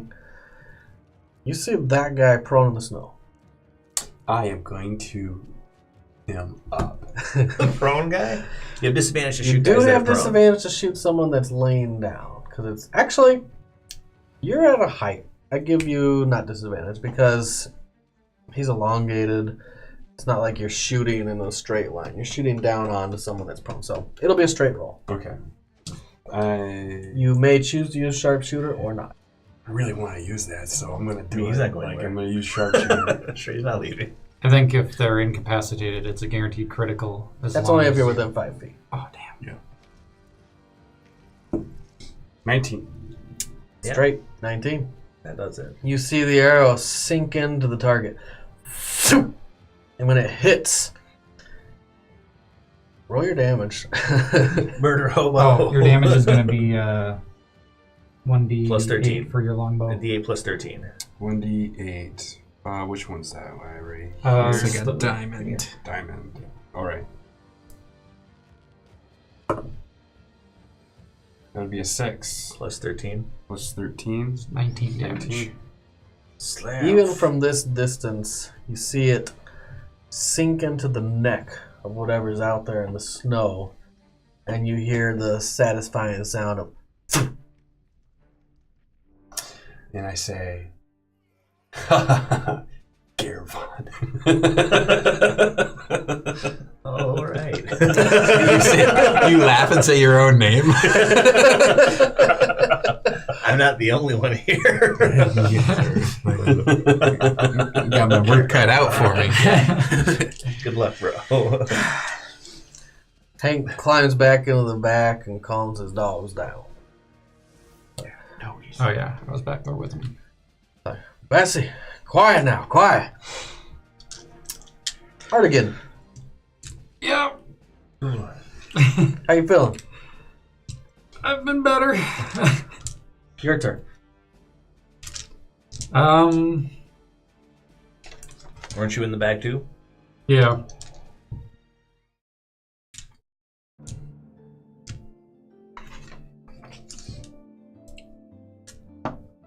I'll do healing word on myself. Okay. 3 plus. I don't think I get my efficiency. Plus 1, right? D4 plus 1. So it is? Yes. So you Well, it's got D4 plus your wisdom mod. Oh, Yeah, or plus whatever my your mod. mod is. Your So plus 3, so 6. So I get everything back. Nice. Or your charisma mod, I would suppose, because Yep. you're not wisdom based. If it was your wisdom mod, you'd be screwed. Like, Yeah. yeah. 1d4 minus 1. Oh. That's super sad. Yeah, you mend the wound. Did you pull the arrow out? Oh yeah, I suppose I'd pull the arrow at first. And then... Yeah, you probably never experienced this yet. Nope. So You don't pull the arrow out. Okay. It'd be a bad idea. yeah, you'd be like blood in chunks and like. You could shove it through, but it hasn't gone all the way through.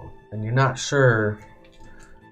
I mean, you don't have the knowledge or the experience of anatomy.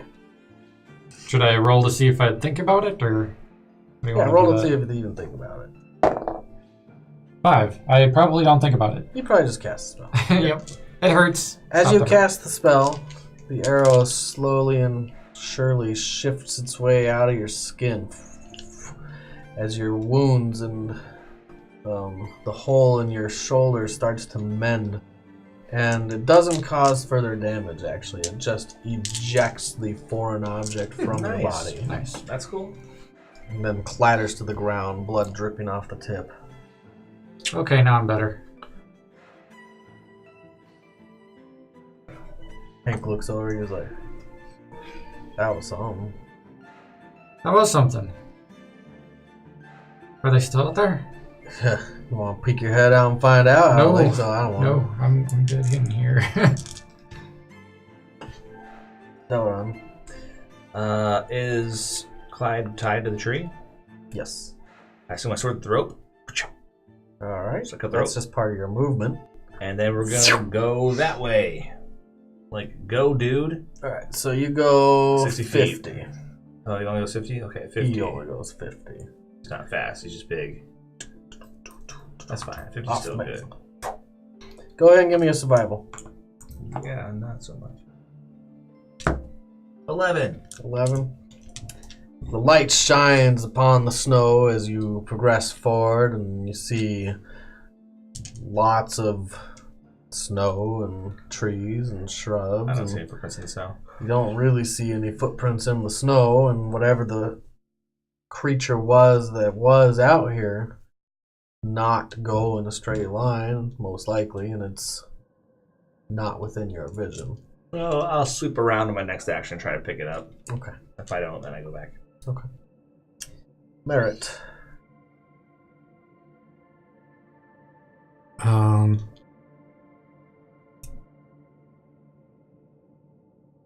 I didn't even see someone flee. No, you didn't really see anything. All I knew is the horses, and he took off. Mr. Cooper! Like, stay with the Mr. horses. Cooper! Stay with the horses. Why? This one's still untethered. Is that one of the mules? No, that's Gary. It's scary. Gary. Alright. I'm gonna cast guidance on myself with a tiny prayer. I say, Paylor, help me. And then I'm going to try to calm Gary and grab his reins. Okay. Give me an animal handling. Wow. That's 5. Total? Yeah. Good guidance? With a foreign It guidance. turned out badly. The tether's cut, but the other tether's still holding on to the tree, and it's taut and tight. And Gary tries to wrench it free, but it gets caught on one of the knots of the tree, and now it's just So lashed I'm just, into there. and trying to it's- grab the other half. It's you're not really a horse whisperer. No. You know this. You're doing your best though. Get her Easy, home. Gary. Easy, Gary. I'll get you an apple. I already know about that guy, right? Yeah, as Yeah. far as you know, he's run off. As And far as I out know. of even your vision, because it's still dark out.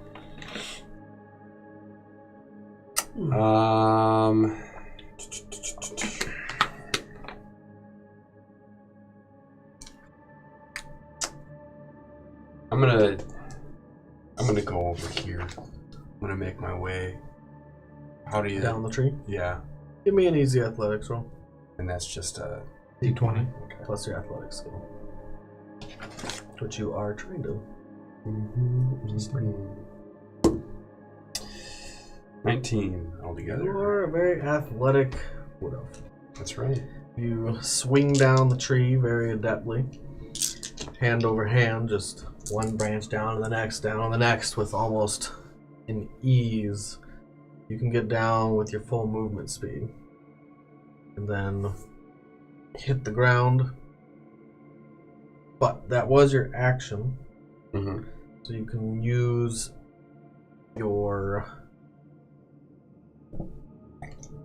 movement still. Or We're a not going to be bonus able to action. shoot. Yeah. Well, then I'm going to go over and try to steady the horses with... Okay. So you can use your movement, which gets you right up to the horses. Okay.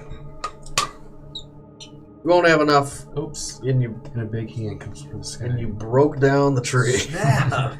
as you jump out. Laid waste. It's not the same tree.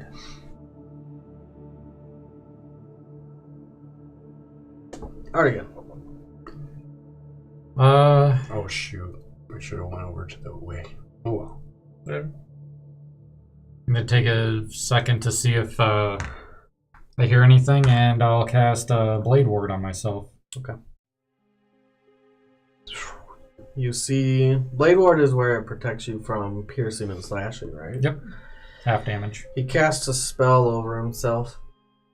It says a quick, small blurb, and a shimmer of light wraps him, almost like saran wrap over his entire body, and then it melds into his skin and then disappears. And I'm just going to sit there and listen to see if I hear anything. The dogs are whimpering and muttering, and one's licking incessantly at his fur on his belt. Has a little blood on it, but it's dried old animal blood. You don't hear anything out in the snow anymore, except your friends and the horses are a little startled. Okay. That's it. Delron, you make one more survival check. I do. Natural 20. Natural 20. You pick up a trail. I gotta stop playing with that Yeah, stuff. fuck this guy. Follow the trail. I'm fidgety. Okay. You I do my follow the spanner. trail. I'm faster than he is, too. Oh, you're much faster than he is. He didn't have a horse. Let's do it, Clyde. When you get the horse. I'll give him a horse. Bring my horse down to there. You trot up towards whoever this was till your light in the distance shows the back of someone running through heavy snow. And you can use your action to catch up to him if you want. I do. Alright. So that'll be your action as you catch up to this human. Give me a perception check. Okay. 8. 8. Can't really tell. Clad in fur and boiled leather, just like you guys. Not really sure who or what it is, but it is running away, and its back is turned. You know what happens next. The party isn't here. Clyde continues on his journey. I just need Clyde to run up to it so that when he tries to run away from us, I can stab him in the back. I mean, you can run him But over if you you're want. Nah. You can take an advantage swing if you come right by him. Okay. That. I don't want to kill him. I just want to wound him horribly. Okay. So I'm going to try to, like, be cut off a hand or something. Yeah, you're not aiming at this point. You're just stabbing from Let's off just top say of a I don't horse. aim for the head. I'll aim low. Okay. Alright. Advantage swing. That's 18. And that's 15. Like a golf club. You slice into the back of whatever this creature is. Roll your damage. Oh, only 4. Total? Yeah. 1 plus 3. I wound. So you hit it. Now can I tell what it is? It turns around. You see this red face pulled tight like leather with a small snout. Do you have survival? No. It's not really more like a snout, more like a... Yeah, it's kind of snout-ish. It's got some elves' ears, but it's not an elf. It's got some black hair that's pulled tight into a bun back here. And it doesn't look like it should have hair. It's a weird looking creature. It's not a humanoid. Not a race you've ever seen. Cool. As you do that, it pulls a sword from its side and stabs back. Let's do this. And it can do the sword pull with movement. You can pull them open as a free action, so you can stab away. I'm good at it. I'm good with it. That's 20. Gonna kill you in the dark. Lothrune. You guys hear off the distance, and then, Natural 20 is bad. I guess I didn't. I do have it statted somewhere. So thanks for making me pull out my stats. Yeah, no problem. At least you're not, 80 feet away. New character time. It's a good thing that you had a couple minutes. Yeah, that is good. I don't know. I've got a decent hunk of hit points. Might be hard to kill me in one shot. And the sword it took out, the one-handed sword, he grabs with two hands. Oh, versatile? What? He Digs it into you. D10 me. What'd you roll? 10 damage as he cleaves in to your legs. Okay. However, Oh, my wounded leg. All right. you have a choice. What's my choice? Whenever you're mounted, there's always a choice. You know what choice I make? That's easy. You rear Jake up in the way, sorry, just as the it's sword. Clyde. Clyde. Sorry, Not Clyde. Jake. Clyde takes the belly. You rear Clyde up just Sometimes as the it's a sword different comes game. and just cleaves through Clyde's chest all the way through. It's like, and rears up on his back legs. Make an athletics check Do I to hop down or land on my feet? to not fall on your ass, All right. and maybe it fall on you. 11. 11. You do fall, however, you force yourself to fall in the opposite direction of Clyde, who then hits the ground, writhing and neighing, more like a scream at this point, as blood spurting out of its chest all over the ground. Well, it's a bummer. Does he get death saving throws? I'll try not No. to get you killed. It was a natural 20. Yeah, all right. That was not 9 damage. He's dead. That was 18 damage. It was a natural 20. Well, I guess it was. It would have been 5 times 19 2 plus modifier. Or would have 19? It would drop me. Yeah. Yeah, I obviously give it the horse. I'm like, well, find I that liked funny. you. I'll try not to get you killed. That's what I said. Looks like meat's back on the menu, boys. That's right. Now, That you did probably not take have to long. leave. Didn't take long. I do. It's 11:45. Yeah, I gotta go. I think this would be a great time to call a game.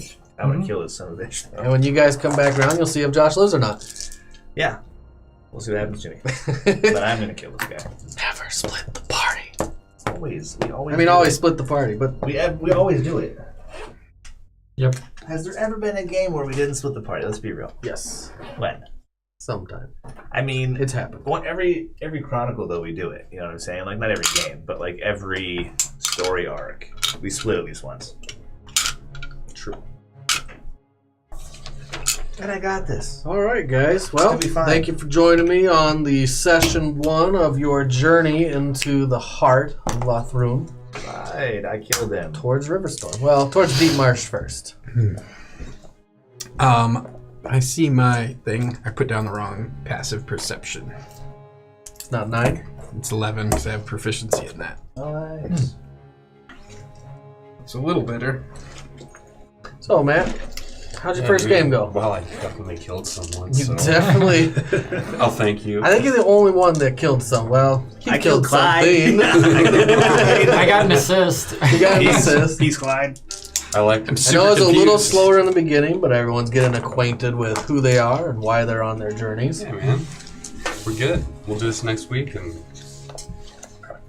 maybe kill some more people. Hopefully I kill will. somebody else and not by yourself. That's a good plan. Did you want to run it so that Sorry. it was one game for level 1? You are gonna level. One game for level 1.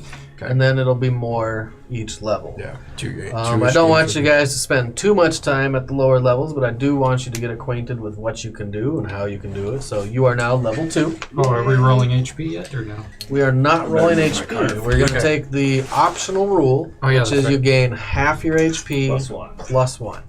Plus your Constitution mod. Mine's a D8. So you would get 5 So 5. plus your Constitution mod.